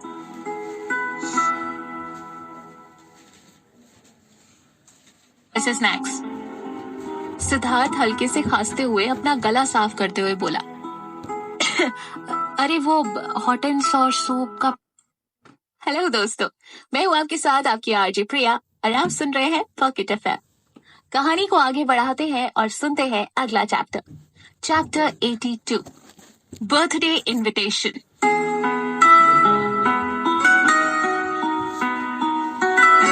अदिति अर्नब से अपनी नजदीकियां बढ़ाने के अपने नए प्लान के बारे में उसको बता रही थी। अगर आलिया उनकी बातें सुन लेती तो उसको अदिति की नई साजिश के बारे में पता चल जाता, पर उसको उनकी बातों में कोई दिलचस्पी नहीं थी, इसलिए वो उनको नजरअंदाज करते हुए आगे बढ़ गई। तभी आलिया के व्हाट्सएप पर एक मैसेज आया। जब उसने चेक किया तो देखा अर्नब का मैसेज था और वो उसको अपनी बर्थडे पार्टी में इनवाइट करना चाहता था। वैसे तो उसको आलिया में कोई इंटरेस्ट नहीं था, लेकिन वो ये जान गया था कि आलिया को उसके साथ देखकर सिद्धार्थ को फर्क जरूर पड़ता, इसलिए वो बार बार उससे भिड़ता रहता था ताकि उसको चोट पहुंचाकर सिद्धार्थ को दर्द दे सके। इसलिए वो उसको अपनी बर्थडे पार्टी में बुलाकर उसको और सिद्धार्थ दोनों को ही बेइज्जत करके कई बार हुई अपनी बेइज्जती का बदला लेना चाहता था। आलिया को वो इंसान बिल्कुल भी पसंद नहीं था, इसलिए उसने लिखा, सॉरी मैं थोड़ा बिजी हूँ, इसलिए तुम्हारे बर्थडे पार्टी पे नहीं आ पाऊंगी। अर्नब ने बिजली की तरह तेज टाइपिंग से वापस रिप्लाई किया, अभी तो मैंने तुम्हें ये बताया ही नहीं कि मेरा बर्थडे किस दिन है, तो तुम्हें पहले से कैसे पता कि तुम बिजी रहोगी। अब आलिया को अपनी गलती का एहसास हुआ कि उसकी हड़बड़ी से अर्नब को ये पता चल गया कि वो उससे मिलना नहीं चाहती। ऐसी गलतियां वो अक्सर करती रहती थी, ये कोई नई बात नहीं थी। फिर भी उसने अपनी गलती सुधारते हुए वापस लिखा, मेरा मतलब था कि इस पूरा महीना मैं बिजी रहूंगी, इसलिए मैं नहीं आ पाऊंगी। अर्नब समझ गया था कि वो जानबूझकर उसको अवॉइड कर रही है। फिर भी एक लास्ट चांस ट्राई करते हुए उसने लिखा, मुझसे इतनी नफरत कि मेरे बुलाने पर भी नहीं आना चाहती। कॉलेज की सारी लड़कियां मेरे इनविटेशन का इंतजार किए बिना ही मेरी पार्टी में आने के लिए तैयार हैं। फिर भी मैं तुम्हें खास तौर पर इनवाइट कर रहा हूँ, क्योंकि अपने इस बर्थडे में मैं पिछली सारी दुश्मनियां भुलाकर हम दोनों की दोस्ती को एक नई शुरुआत देना चाहता हूँ। तो फिर कल शाम को मैं पार्टी में तुम्हारा इंतजार करूंगा, तुम आओगी ना? आलिया के समझ में नहीं आ रहा था कि उसके इस इनविटेशन का वो क्या रिप्लाई करे, इसलिए उसने कोई भी जवाब देना ठीक नहीं समझा और बिना कोई रिप्लाई किए ही फोन वापस अपनी पॉकेट में रख लिया। उधर अर्नब छत पर लेटे हुए अब तक आलिया के मैसेज का इंतजार कर रहा था। 10 मिनट से ज्यादा हो चुके थे। आलिया ने अपने मैसेंजर की प्राइवेसी सेट रखी थी, जिससे कोई ये जान नहीं सकता था कि वो ऑनलाइन है कि नहीं। वो बार बार अपने फोन को रिफ्रेश कर रहा था ताकि आलिया का रिप्लाई मिले, लेकिन उसका कोई रिप्लाई नहीं आया। अर्नब को इंतजार करने की आदत बिल्कुल नहीं थी। उसके सब्र का बांध टूट चुका था। गुस्से में उसने अपना फोन फेंक दिया। इत्तेफाक से फोन छत के बाहर नहीं गिरा था। मुस्कान दौड़कर गई और उसका फोन उठा लिया। उसके स्क्रीन को अपने दुपट्टे से साफ करते हुए उसको वापस देते हुए बोली, ये अभी टूटा नहीं है, इसको अभी भी चला सकते हैं। उसके इतने प्यार और नरमी से बोलने पर अर्नब को और भी ज्यादा इरिटेशन होने लगा और वो उस पर जोर से चीख पड़ा, तुम मुझसे दूर क्यों नहीं रहती हो? तुम मेरी इतनी केयर क्यों कर रही हो? मैं तुमसे कह चुका हूँ कि मुझे अकेला छोड़ दो, जाओ यहाँ से।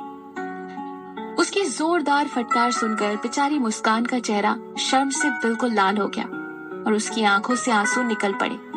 अपने आंसुओं को पोंछते हुए वो वहां से उठकर चली गई।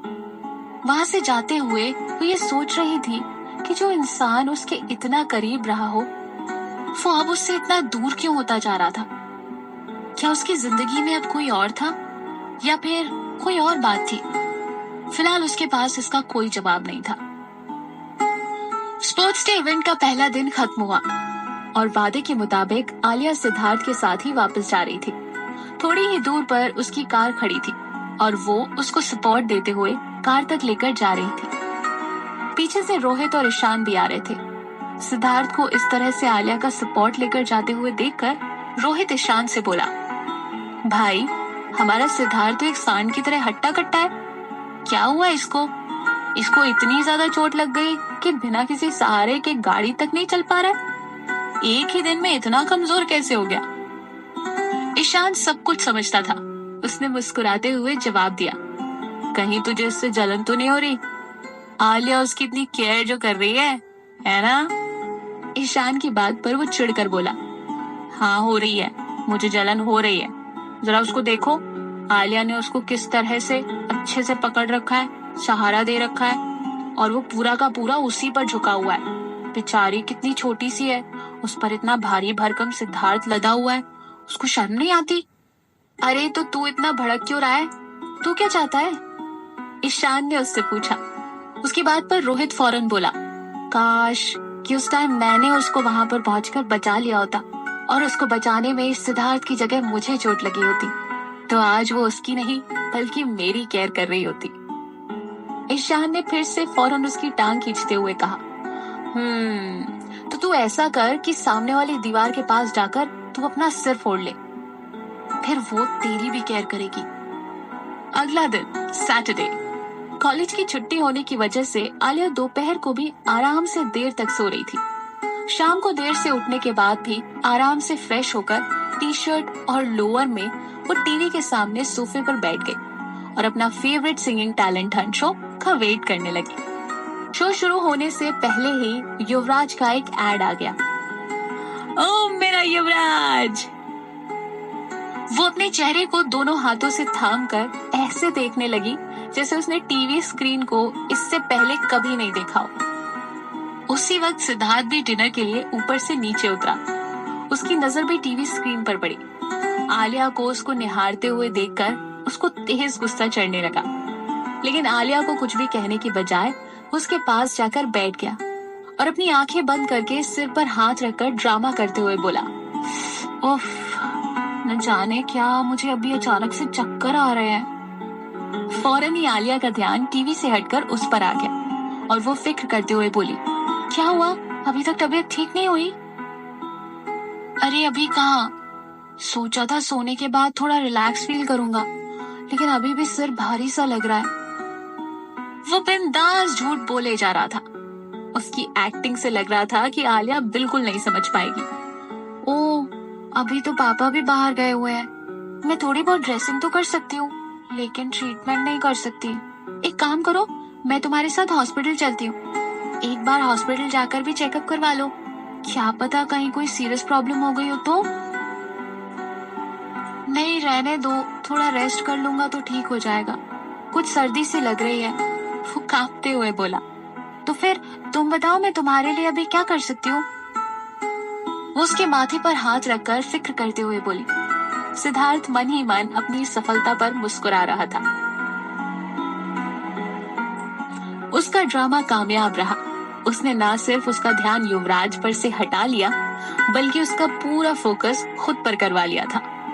एक काम करो, मेरे लिए हॉट एंड सॉर सूप बना दो, गर्म सूप से शायद थोड़ी राहत मिले। उसकी बात सुनकर आलिया अपना सिर खुजाते हुए सोचने लगी, सूप का पैकेट तो खत्म हो गया, अब क्या करूं? अच्छा रुको, मैं भी बाहर सुपरमार्केट से तुम्हारे लिए एक पैक लेकर आती हूँ, 2 मिनट में बना दूंगी, ओके? आलिया फटाफट कपड़े चेंज करके अपना वॉलेट लेकर बाहर निकल गई। इस छुटकी से अपना काम करवा लेने के बाद इतना अच्छा फील होता है, ये सोचकर वो मुस्कुरा दिया। आलिया बाहर निकलकर अभी कुछ ही दूर पहुंची ही थी कि एक जैसी ब्लैक ड्रेस और उस पर ब्लैक गॉगल्स पहने हुए 3-4 लड़कों ने उसको रोक लिया। आपका नाम मिस आलिया है? उन्होंने सीधा ही पूछ लिया। हाँ मैं ही हूँ, हमारे सर ने आपको लाने के लिए हमें भेजा है। ये कहकर उन्होंने कार का दरवाजा खोलकर उसको अंदर बैठने का इशारा किया। सबसे पहले उसके दिमाग में यही ख्याल आया कि ये लोग किडनैपर हैं और अब वो बड़ी मुसीबत में पड़ने वाली है। धीरे धीरे वो पीछे हटने लगी। पहली बार उसका सामना ऐसे प्रोफेशनल किडनैपर से हुआ था। वो सच में काफी घबरा गई थी। घबराहट में उसके दिमाग ने भी सोचना बंद कर दिया। डरते हुए वो पीछे हटने लगी। दूर रहो मुझसे, नहीं तो मैं चिल्लाऊंगी। हाँ, समझते हो ना तुम, मुझसे दूर रहो। हाँ। उसने चुपके से अपना फोन निकाला और 100 नंबर पर डायल कर दिया। उनके टीम के लीडर ने अपना गॉगल्स थोड़ा सा एडजस्ट किया और बिजली की तेजी से उसके हाथ से फोन छीन लिया। ओह गॉड, मेरा फोन! उसने विरोध करना चाहा, लेकिन वो उन लोगों से घिर चुकी थी। इसलिए उसके दिमाग में बस एक ही बात आ रही थी कि किसी भी तरह उसके चंगुल से बचकर निकलना था। लेकिन इससे पहले कि वो भागती, उनमें से एक ने झपट कर एक हाथ से उसको उठा लिया, जैसे कि वो बकरी का बच्चा हो, और दूसरे हाथ से उसका मुंह बंद करने लगा। आलिया ने फौरन उसके हाथ में काट लिया। उस आदमी ने दर्द से छटपटाते हुए उसके मुंह से अपना हाथ हटा लिया। आलिया को थोड़ा मौका मिल गया था। छोड़ो मुझे, मैं कहती हूँ छोड़ो मुझे, बचाओ बचाओ! आलिया बुरी तरह से चीखने लगी। उसकी चीख सुनकर आसपास के लोग फौरन उसकी तरफ भागने लगे, लेकिन किसी की भी हिम्मत नहीं थी कि जाकर उसकी मदद कर ले। हे, इसका मुंह बंद करो फौरन! उनके लीडर ने भौं चढ़ाते हुए बोला। आलिया ने हिम्मत नहीं हारी। उसने सोच लिया था कि अब आर या पार की लड़ाई ही उसको बचा सकती है। ये सोचकर वो अंधाधुन अपने हाथ पैर मारने लगी। उन हट्टे कट्टे आदमियों से एक अकेली लड़की कैसे लड़ पाती, वो उनको नहीं संभाल पा रही थी। उनके लीडर ने पीछे बैठे आदमी को एक इशारा किया और उसने एक जोरदार वार उसकी गर्दन के पीछे किया आलिया की गर्दन के पीछे किया। आलिया बेहोश हो गई। सिद्धार्थ को आलिया का इंतजार करते हुए आधे घंटे से ऊपर हो गया था, लेकिन अभी तक उसका कोई अता पता नहीं था। उसने अपना फोन निकाला और उसको कॉल किया, लेकिन रिंग जाते ही कॉल काट दी गई। उसने दोबारा कॉल किया, लेकिन इस बार उसका फोन स्विच ऑफ हो गया। ऐसे पहले कभी नहीं हुआ था, इसलिए अब उसको कुछ गड़बड़ महसूस होने लगी। वो अंदर किचन में गया, जहाँ पर कार्तिक एप्रन पहने हुए डिनर तैयार कर रहा था। जब उसने सिद्धार्थ को अंदर देखा तो सवालिया नजरों से उसको देखने लगा। इससे पहले सिद्धार्थ कभी भी अंदर तक नहीं आया था। मैं ये पूछ रहा था कि स्नैक्स वैक्स लेने के लिए आलिया कोने की शॉप तक जाती है? सिद्धार्थ ने थोड़ा हिचकिचाकर पूछा। ये सुनकर कार्तिक के हाथ उस चाकू पर कस गए और उसके सवाल पर वो उसे घूरते हुए बोला, स्नैक्स? कैसे स्नैक्स? सिद्धार्थ हल्के से खांसते हुए अपना गला साफ करते हुए बोला, अरे वो हॉट एंड सॉर सूप का पैक लेने के लिए सुपरमार्केट जाने को कह रही थी। उसको गए हुए काफी देर हो चुकी है, लेकिन अभी तक वो आई नहीं है। शायद वो रास्ता भूल गई हो, इसलिए मैंने सोचा कि तुमसे पूछ लूं कि एक बार जाकर देख लूं कहीं वो रह तो नहीं गई। वैसे तो वो अगले चौराहे पर प्रिंस कॉम्प्लेक्स में बने हुए सुपरमार्केट से ही चीजें लाती है। अभी तक तो आ जाना चाहिए। उसको कॉल करके पूछो ना वो कहाँ है, इतना टाइम तो नहीं लगता। उसने फिर से कॉल किया और स्पीकर मोड पर रखा। जैसे ही फोन के स्विच ऑफ होने का मैसेज उन्होंने सुना, दोनों बिल्कुल हरकत में आ गए। कार्तिक ने फौरन अपना एप्रन उतारा और सिद्धार्थ ने अपना हुडी और मास्क पहना और दोनों ही फौरन आलिया के लिए निकल गए। 5 मिनट में ही दोनों सुपरमार्केट पहुंचे और कार्तिक ने वहां के ओनर से आलिया के बारे में पूछा। वहां का ओनर कार्तिक और आलिया दोनों को ही अच्छे से पहचानता था। उसने कहा, ओ आलिया, नहीं वो तो नहीं आई। उसकी बात सुनते ही कार्तिक के चेहरे का एक्सप्रेशन बदल गया। उसने एक बार फिर से आलिया को फोन किया, लेकिन अभी भी उसका फोन ऑफ ही था। दोनों ने एक दूसरे को देखा और समझ गए कि आलिया शायद किसी मुसीबत में फंस गई है। मुझे लगता है कि आलिया शायद अर्नब के बर्थडे के लिए उठाई गई है। आपको क्या लगता है? कहीं बात कुछ और तो नहीं? जानने के लिए जरूर सुनिए अगला chapter only on pocket FM, आपकी आरजे प्रिया के साथ। Stay tuned.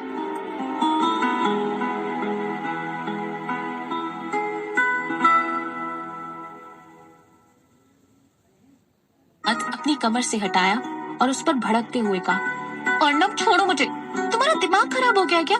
जब मैंने तुमसे मना किया था तो तुम मुझे अपने घर पर किडनैप करके ले आए। तो मैं क्या करूं? गुस्से में अर्नब की मुट्ठियां भिज गई। उसने दांत पीसते हुए फिर से कहा, मैंने तुमसे कहा था ना कि आज मेरा बर्थडे है। तो मैं क्या करूं? मैंने तुमसे पहले ही कहा था कि मुझे नहीं आना है। आलिया ने भी गुस्से में अपना आपा खो दिया। तुम समझते क्या हो कि तुमको राजकुमार हो और हम सब तुम्हारे गुलाम हैं? जो भी तुम्हारा दिल चाहेगा वो तुम हमसे करवा लोगे। अभी इसी वक्त मेरा फोन वापस करो, मैं जा रही हूँ। अर्नब ने उसकी बात पर कोई रिएक्शन नहीं दिया। उसने मुस्कुराते हुए पॉकेट से उसका फोन निकाला और उसी की आंखों के सामने उसका फोन उछालकर स्विमिंग पूल में फेंक दिया। मैं तो ये सोच रही हूँ कि अर्नब के इस कर्म पर सिद्धार्थ नरम होगा या धर्म होगा। I mean गुस्से से लाल होगा। जानेंगे अपने अगले एपिसोड में ओनली ऑन पॉकेट एफएम, आपकी आरजे प्रिया के साथ। Stay tuned.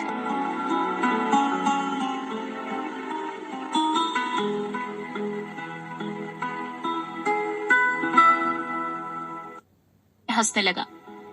क्या क्या हुआ? मैंने आलिया को चूमा तो तुझे करंट लगा क्या? क्या लगती है तेरी? तेरा कोई खिलौना है ये? तेरी गर्लफ्रेंड है या मिस्ट्रेस है? सिद्धार्थ ने आलिया के सामने उसकी इस बात का कोई जवाब नहीं दिया।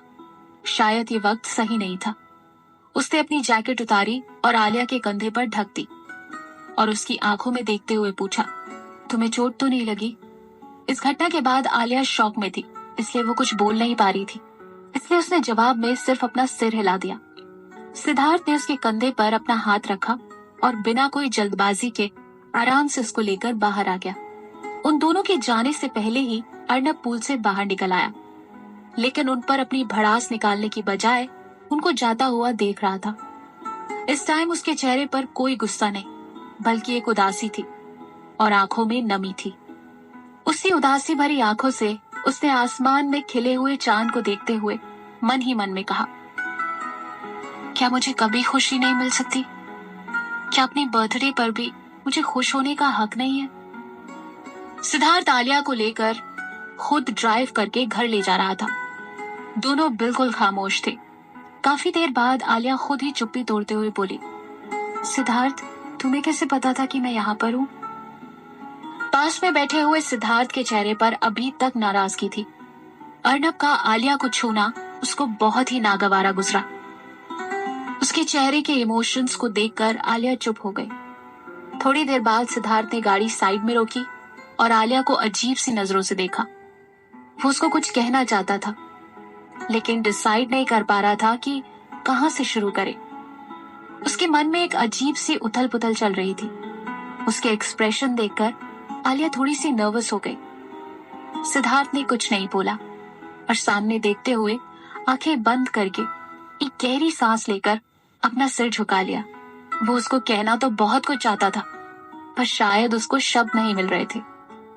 आलिया भी उसकी उलझन समझ नहीं पा रही थी, लेकिन उसके दिल में भी कुछ सवाल थे। तुम मुझे बचाने के लिए क्यों आए? उसने बिल्कुल सीधा सा सवाल पूछ लिया। सिद्धार्थ ने उसकी तरफ देखकर बहुत धीमी आवाज में पूछा, क्या सच में तुम ये जानना चाहती हो? हाँ, उसने बड़े भोलेपन से आंखें बड़ी करते हुए पूछा। कार के अंदर की मध्यम सी रोशनी में सिद्धार्थ की आंखें बिल्कुल आसमान के तारे की तरह चमक रही थी। वो आलिया की तरफ धीरे से झुका। उसको लगा कि शायद वो उसके कान के पास आकर कुछ कहना चाहता है, इसलिए वो बिना हिले डुले अपनी जगह पर बैठी रही। लेकिन पास आकर उसे कुछ कहने के बजाय उसने उसके होठों को धीरे से चूम लिया। व्हाट? इसने तो मुझे किस कर लिया। आलिया का दिल जोरों से धड़कने लगा और अगले ही पल उसके कानों में सिद्धार्थ की मदहोश कर देने वाली आवाज पड़ी, तो तुम्हें जवाब मिल गया ना? आलिया की आंखों पर एक खुमारी सी छा गई थी। वो हैरान सी और भारी पलकों से उसको देखे ही जा रही थी। उसको ये भी समझ नहीं आ रहा था कि अब वो उससे क्या पूछे। अब वो भी कंफ्यूजन में लग रही थी। उसकी ऐसी कंफ्यूजन भरी हालत देखकर सिद्धार्थ को हंसी आ गई। आलिया ने भी उसकी हंसी सुन ली थी और वो ये समझ भी गई थी कि वो किसी और पर नहीं बल्कि उसी पर हंस रहा था। क्या तुम्हें अर्नब पसंद है? आलिया अपनी बड़ी बड़ी आंखों से उसको घूरने लगी और फौरन अपना सिर ना में जल्दी जल्दी हिलाया। गुड, सिद्धार्थ सामने देखकर बोला। अगर तुम्हें कुछ पूछना है तो तुम पूछ सकती हो, और अगर अभी भी ये कंफ्यूजन है कि क्या पूछना है तो। इससे पहले कि वो अपनी बात पूरी करता एक आवाज आई, धम। आलिया ने अपना सिर कार की खिड़की से टकराया। सिद्धार्थ एकदम से चौंक गया और वो उसकी इस बेवकूफी भरी हरकत को देखता रह गया। ओह गॉड, मुझे लगा ये कोई सपना है, लेकिन ये तो सच है। ओह गॉड, कितनी जोर से लगा मुझे। वो अपने दोनों हाथों से सिर को सहलाते हुए रुआसी होकर बोली, बेवकूफ लड़की। उसकी बेवकूफी भरी बात सुनकर उसने मन ही मन धीरे से कहा, ये सपना नहीं है। इसका मतलब तुम मेरा फायदा उठाना चाह रहे थे? तुम्हारी ये करने की हिम्मत कैसे हुई? मैं कंफ्यूजन में उसको समझ ही नहीं आ रहा था कि आगे क्या कहे, जबकि सिद्धार्थ बिल्कुल शांत था और उसके चेहरे पर एक सुकून भरी मुस्कान थी। तुम मेरा हमेशा ख्याल रखोगी? सिद्धार्थ ने धीरे से कहा। व्हाट? या मैं तुम्हारा हमेशा ख्याल रखूंगा? इन दोनों में से तुम क्या चुनोगी? सिद्धार्थ ने उसको शब्दों के जाल में उलझाते हुए कहा, मेरा ख्याल हमेशा पापा रखते हैं। वो खिड़की पर अपना सिर टिकाए हुए बोली। उसने जब आलिया की तरफ देखा तो उसकी आंखों में आंसू थे। अरे मेरा वो मतलब नहीं था। तुम इतनी सेंटी क्यों हो रही हो? उसने नरमी से पूछा। मैंने बस एक बार अपने पापा से नए फोन के लिए बोला था और मेरे पापा ने कॉलेज में एडमिशन लेते ही मुझे फौरन फोन ला कर दिया था, और उस बदतमीज घटिया लड़के ने मेरे पापा का दिया हुआ फोन मेरे ही हाथ से छीनकर मेरे ही सामने पानी में फेंक दिया। आलिया रो पड़ी। उसके रोने की एक बड़ी वजह यह भी थी कि उसमें उसके सभी फोटोज, खास करके युवराज के साथ ली हुई सेल्फी, सब कुछ हमेशा के लिए चला गया था। उसका रोना देखकर सिद्धार्थ को उस पर तरस आ गया। वो उसको चुप कराते हुए बोला, चलो अब रो मत, फोन ही तो है, नया फोन आ जाएगा। वो मेरे पापा ने मुझे दिया था, वो बिफरते हुए बोली। Okay relax. उसने उसको तुरंत शांत किया और कार के डैशबोर्ड के नीचे की दराज से एक फोन निकाला और आलिया को देते हुए कहा, एक काम करो, ये फोन रख लो। ये किसका फोन है? मैं ऐसे कुछ भी नहीं लेती हूँ, तुमने क्या समझा है मुझे? वो फिर से भड़कते हुए बोली। अरे यार, पहले चुप तो हो जाओ। अपने पापा से बोलकर फिर से दूसरा फोन ले लेना। तब तक के लिए ये फोन रख लो। और हाँ, ये मेरा दूसरा फोन है और ये मैं हमेशा के लिए गिफ्ट नहीं कर रहा हूँ तुम्हें, बल्कि इसलिए दे रहा हूँ क्योंकि तुम अभी मेरी पर्सनल असिस्टेंट हो और इसलिए तुम्हारा हमेशा मुझसे कनेक्ट रहना जरूरी है, समझी? जब तुम्हारे पास तुम्हारा दूसरा फोन आ जाए तो ये वापस कर देना। वो सीरियस होकर बोला। उसका सीरियस चेहरा देखकर उसने फिलहाल वो फोन रख लिया। जब वो दोनों घर पहुंचे तो आलिया को ऐसा लगा जैसे वो बादलों पर तैर रही है। अभी तक वो पूरी तरह से होश में नहीं थी। सिद्धार्थ ने अपनी कार साइड में पार्क की और दोनों ही बाहर निकले। कार्तिक भी अपनी कार से बस उतरा ही था। जैसे ही उसने दोनों को देखा, वो फौरन उन दोनों के पास पहुंचा आलिया को पार्टी ड्रेस में देखकर वो चौंक गया। कहाँ चली गई थी तुम ठीक तो हो ना? तुम्हें कोई चोट तो नहीं आई? उसने एक साथ कई सारे सवाल पूछ डाले। उसको हल्की सी नींद में देखकर उसको शक हुआ कि कहीं आलिया ने ड्रिंक्स तो नहीं ली। अपने भाई को सामने देखकर वो बिल्कुल होश में आ गई।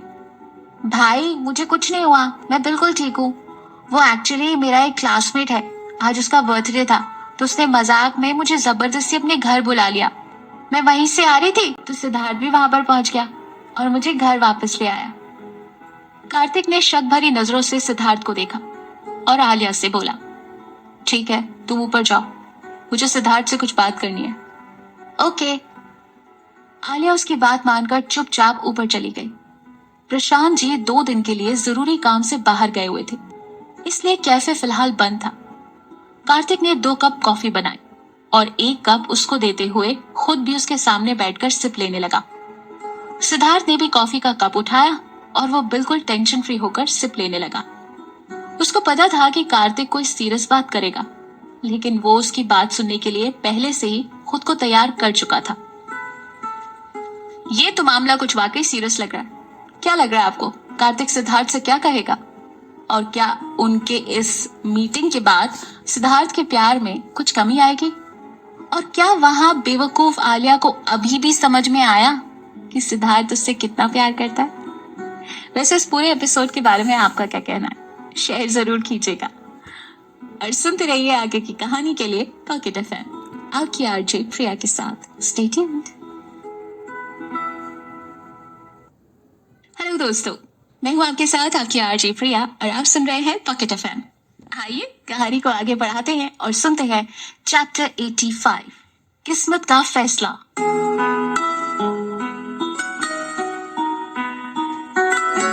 सुनो सिद्धार्थ, मुझे पता है कि तुम बड़े स्टार हो और ओबरॉय फैमिली के वारिस भी, लेकिन मेरे लिए तुम एक आम इंसान की तरह ही हो। तुम्हारी स्टार वैल्यू की मेरे सामने कोई वैल्यू नहीं है, इसलिए मेरी बहन से दूर रहो।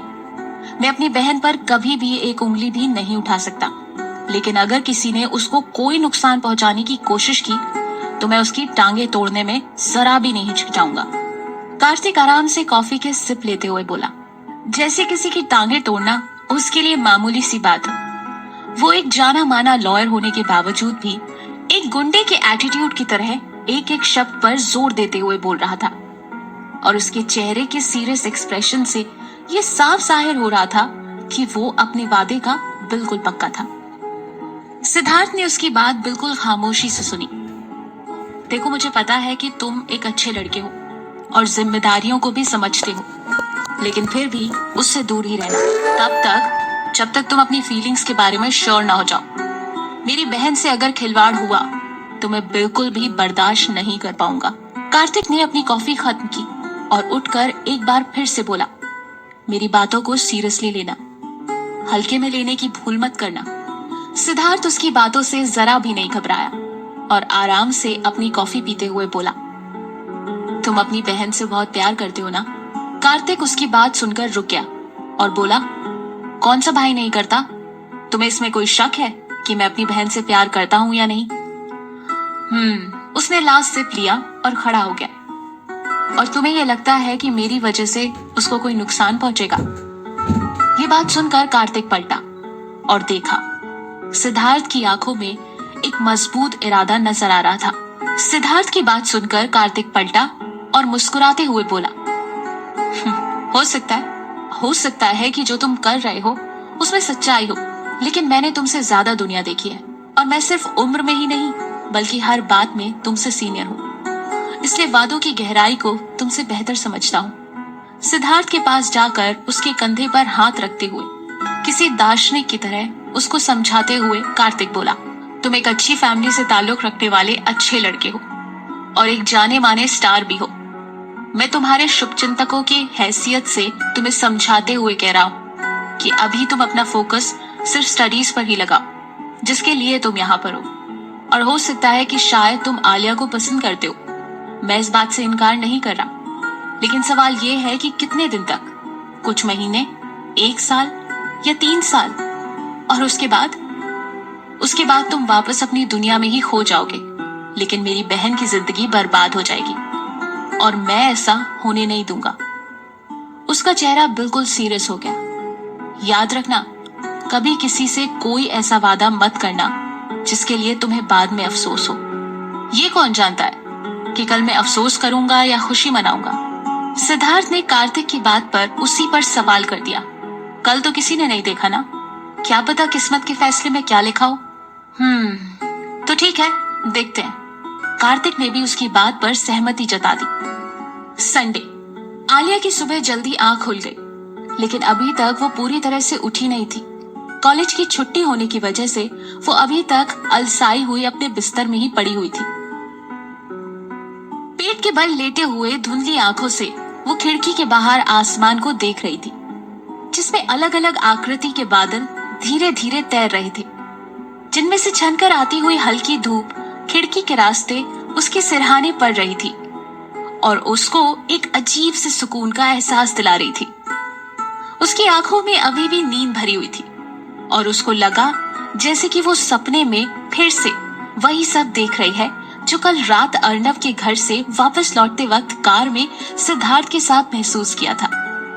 उसको फिर से उस किस का वो एहसास, उसकी वो स्माइल और वो उसका एक सवाल, क्या तुम्हें जवाब अच्छा लगा?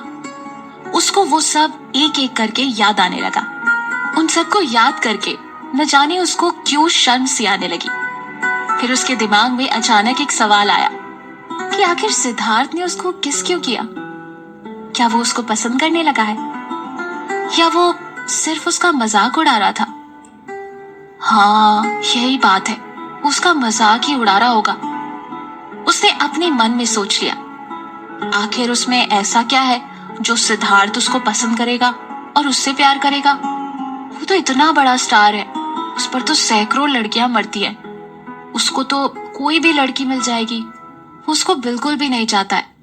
या फिर ये भी हो सकता है कि अर्नव को जलाने के लिए वो जानबूझकर उसका इस्तेमाल कर रहा होगा। वो करवटें बदलती रही और उसके दिमाग में हर तरह के ख्याल आ रहे थे। उसे हमेशा होने वाली नोकझोंक के बारे में सोचते हुए उसका यकीन पक्का होने लगा कि वो उसको प्यार नहीं करता है। इसलिए उसने भी अपने दिमाग से उसके प्यार के ख्याल को झटक दिया और अपने मन में ये इरादा किया कि सिद्धार्थ की वजह से वो अब और कंफ्यूज नहीं होगी और उसका पहला प्यार हमेशा से युवराज ही था और युवराज ही रहेगा। वो इसी उधेड़ बुन में उलझी हुई थी कि तभी उसके फोन पर कॉल आई। जब उसने कॉल उठाया तो दूसरी तरफ से रोहित बोला, आलिया, अभी तक तुम नीचे नहीं आई? भूल गई क्या? आज शूट पर जाना था। ओह गॉड, ये कैसे भूल गई मैं? उसने मन में सोचा। नहीं, मैं तो पहले ही उठ गई हूँ, बस 2 मिनट में रेडी होकर आ रही हूँ। उसने फटाफट फ्रेश होकर कपड़े चेंज किए और बिना नाश्ता किए ही बाहर निकल गई। वो तीनों पहले ही उसका वेट कर रहे थे। जैसे ही वो कार में बैठने के लिए झुकी, उसने देखा पीछे की सीट पर सिद्धार्थ ईशान के साथ बैठा हुआ था। इसलिए मजबूरी में उसको उससे पीछे वाली सीट पर रोहित के साथ बैठना पड़ा। वो रोहित के पास बैठ तो गई, लेकिन सिद्धार्थ के बारे में ही सोच रही थी कि अचानक इसने उसको अवॉइड करना क्यों शुरू कर दिया। क्या ये सब उसके मन का वहम है या वो जानबूझकर ऐसा कर रहा है? आलिया के पास में बैठने की वजह से आज रोहित बहुत एक्साइटेड था। वो बहुत लंबे टाइम से आलिया से अपने दिल की बात कहना चाहता था, लेकिन हमेशा हिचकिचाता था। आज भी वो उससे बात तो करना चाहता था, लेकिन समझ नहीं पा रहा था कि कहां से शुरू करे। आलिया, तो कल रात तुम ठीक से सोई? आलिया का चेहरा बिल्कुल सीरियस था। उसने बिना कुछ बोले ना में सिर हिलाया। उसको लगा कि हो सकता है वो रात में ऑनलाइन गेमिंग या चैटिंग में बिजी होगी। उसने फिर से पूछा, अच्छा तो तुमने नाश्ता किया? आलिया ने फिर से ना में सिर हिलाया। उसके ना बोलने पर वो थोड़ा सा परेशान हो गया। तभी ईशान बोला, अरे यार, इतनी जल्दी कोई नाश्ता कैसे कर सकता है? जब वो देर से उठी है तो इतने कम टाइम में फ्रेश होकर चेंज करके नाश्ता कैसे कर सकती है? डोंट वरी आलिया, अभी सेट पर पहुंचकर तुम ब्रेकफास्ट कर लेना, ओके? रोहित को यह अंदाजा हो गया था कि शायद उसका मूड ठीक नहीं है, वरना वो 5 मिनट भी चुप बैठने वालों में से नहीं थी। जरूर सिद्धार्थ से कोई ना कोई बात हुई होगी या उसने डांटा होगा। वो है ही ऐसा, किसी की भी फीलिंग्स का कोई ख्याल नहीं रखता। कल से उसका भी मूड कुछ ठीक नहीं है। ये सोचकर रोहित का भी मूड ऑफ होने लगा। कार में सभी चुपचाप बैठे थे। सभी के मन में कुछ न कुछ उधेड़-बुन चल रहा था, सिवाय ईशान के। वो अकेला मजे से कानों में हेडफोन लगाए आंख बंद करके बैठा हुआ था। थोड़ी देर बाद वो लोग सेट पर पहुंच गए। ईशान और रोहित का शॉट पहले था, इसलिए वो दोनों पहले चले गए और सिद्धार्थ और आलिया साइड में बैठ गए। दोनों ही एक दूसरे की तरफ ना तो देख रहे थे और ना ही बात कर रहे थे। बड़ा ही अजीब सा माहौल था। तभी शमिता अपना सीन शूट करके आई। उसने सिद्धार्थ को देखा तो उसके पास आकर बोली, हाय सिद्धार्थ, कैसे हो? Are you okay? तबीयत ठीक है तुम्हारी? आलिया ने देखा वो बहुत ज्यादा खूबसूरत लग रही थी। लंबी लंबी पलकें, नाजुक सी भौएं, पतली सी नाक और मैट पिंक कलर की लिपस्टिक। वो किसी अप्सरा से कम नहीं लग रही थी। आलिया को कैंपस गॉडेस नाम का एक कॉन्टेस्ट याद आ गया, जिसमें उसने पहली बार शमिता को देखा था। तब उसके स्ट्रगलिंग का टाइम था, लेकिन आज इस टीवी सीरियल की वजह से घर घर तक वो पहुंच चुकी थी और अब वो भी एक सेलिब्रिटी बन चुकी थी। सिद्धार्थ ने उसकी तरफ ज्यादा ध्यान न देते हुए बस हल्के से सिर हिलाकर उसको हेलो में जवाब दिया। वो भले ही दूसरी तरफ देख रहा था, लेकिन अभी भी उसका पूरा ध्यान आलिया की तरफ ही था। उसके पास में बैठी हुई आलिया को देखकर वो कुछ कुछ समझ गई। वैसे सिद्धार्थ, तुम्हारे कॉलेज में मेरी छोटी बहन भी पढ़ती है, तुम्हारी बहुत तारीफ करती है, तुम उससे मिले हो? उसने जानबूझकर कॉलेज का टॉपिक छेड़ते हुए कहा। अब सिद्धार्थ ने उसकी तरफ देखते हुए बोला, तुम्हारी बहन? पता नहीं, मैं अपनी स्टडीज पर फोकस करता हूँ, बाकी किसी से ज्यादा मिलता जुलता नहीं। शमिता मुस्कुराई। वो तुम्हारे सेक्शन में ही है, उसका नाम है नेहा। नेहा का नाम सुनते ही सिद्धार्थ और आलिया दोनों ही चौंक गए। ओह अच्छा, वो तुम्हारी बहन है? आलिया को भी अब समझ में आने लगा था कि उसको हमेशा उसकी शक्ल किसी से इतनी मिलती जुलती क्यों लगती थी। वो अभी इसी सोच में ही पड़ी थी कि एक लड़की सिद्धार्थ के पास आई और बोली, एक्सक्यूज मी सर, आपका मेकअप रेडी है? ठीक है। सिद्धार्थ उठा और अंदर मेकअप रूम में जाने लगा। फिर एकदम से कुछ सोचकर रुक गया और वापस आलिया की तरफ मुड़कर उसको वार्निंग देते हुए बोला, अब इस बार कहीं मत जाना और मेरे लिए कोई नई मुसीबत मत खड़ी करना, समझ गई? सुबह से पहली बार वो उसकी तरफ देखकर बोला था। आलिया ने उसकी बात सुनी और सिर्फ सर हिला दिया, लेकिन अभी भी उसका मूड ठीक नहीं हुआ था। वो न सिर्फ उसको अवॉइड कर रहा था, बल्कि अब उसको डांट भी रहा था। उसकी किसी बात से ये जाहिर नहीं हो रहा था कि वो उसको पसंद करता है। सिद्धार्थ के जाने के बाद शमिता आलिया से बड़े अपनेपन से बात करने लगी, जबकि उसको उसमें कोई ज्यादा इंटरेस्ट नहीं था, बस उसके बारे में जानना चाह रही थी। तुम सिद्धार्थ के काफी करीब लगती हो, है ना? तुम उसकी गर्लफ्रेंड हो? उसने बिना किसी फॉर्मेलिटी के डायरेक्ट पूछ लिया। आलिया शर्मा गई। उसे इस तरह के डायरेक्ट सवाल की उम्मीद नहीं थी। उसने फौरन कहा, नहीं नहीं, ऐसा तो कुछ भी नहीं है, हम दोनों तो बस क्लासमेट्स हैं और फ्री टाइम में मैं उनको असिस्ट करती हूँ, बस। लेकिन उसने इस तरह से हड़बड़ाहट में अपनी सफाई दी कि ना चाहते हुए भी उसने दोनों के अनाम रिश्ते की भनक उसे दे दी। तो तुम भी एक्सेल में हो? आलिया को देखते हुए शमिता ने थोड़ी हैरानी से कहा, बॉस और असिस्टेंट दोनों एक ही साथ, एक ही सेक्शन, एक ही कॉलेज में पढ़ते हैं, ये बात कुछ गले नहीं उतरती। ओह अच्छा। शमिता ने एक पल कुछ सोचा, फिर मुस्कुराते हुए उससे बोली, आलिया तुम मेरी थोड़ी सी हेल्प करोगी?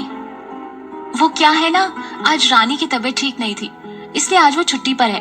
क्या उसकी जगह आज तुम मुझे असिस्ट कर सकती हो, if you don't mind? Alia जानती थी कि एक एक्ट्रेस के लिए अपना सारा काम खुद ही करना आसान नहीं होता। हेयर स्टाइल, मेकअप से लेकर कॉस्ट्यूम तक बहुत कुछ मैनेज करना होता है। इसलिए आज जब उसकी असिस्टेंट नहीं आई तो उसके ऊपर काम का लोड बहुत ज्यादा बढ़ गया होगा। और वैसे भी आलिया को तो शुरू से नेचर है बिना किसी लालच के सबकी हेल्प करना। इसलिए होठों पर हल्की सी मुस्कान के साथ वो बोली, ओके मैम, मैं कर दूंगी, बताइए क्या करना है? क्या लगता है आलिया ने ये ऑफर एक्सेप्ट करके गलती की? क्या शमिता भी यहाँ पर कुछ गड़बड़ करने वाली थी?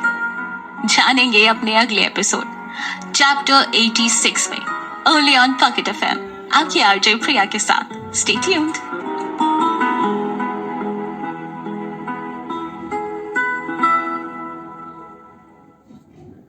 हेलो दोस्तों, मैं हूँ आपके साथ आपकी आरजे प्रिया और आप सुन रहे हैं पॉकेट एफएम। आइए कहानी को आगे बढ़ाते हैं और सुनते हैं चैप्टर 86 एंटीक रिंग।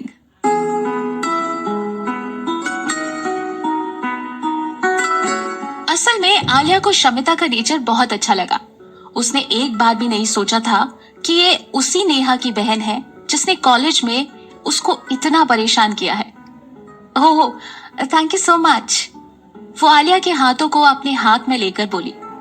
ऐसा लग रहा था जैसे वो सच में उसकी बहुत एहसानमंद है। लेकिन शमिता की आंखों में नाच रही शैतानियत आलिया को दिखाई नहीं दी। उस टीवी सीरियल में शमिता तारागढ़ के राजा जयेश चौहान की बेटी राजकुमारी चंद्रिका का रोल प्ले कर रही थी। थोड़ी ही देर में शमिता का शॉट भी आने वाला था। उसमें सीन था राजकुमारी चंद्रिका तालाब के किनारे उदास बैठी दो हंसों को प्रेम करते हुए देखकर राजकुमार चंद्र प्रताप का इंतजार करते हुए उनकी याद में आंसू बहा रही थी। हेवी मेकअप, ज्वेलरी और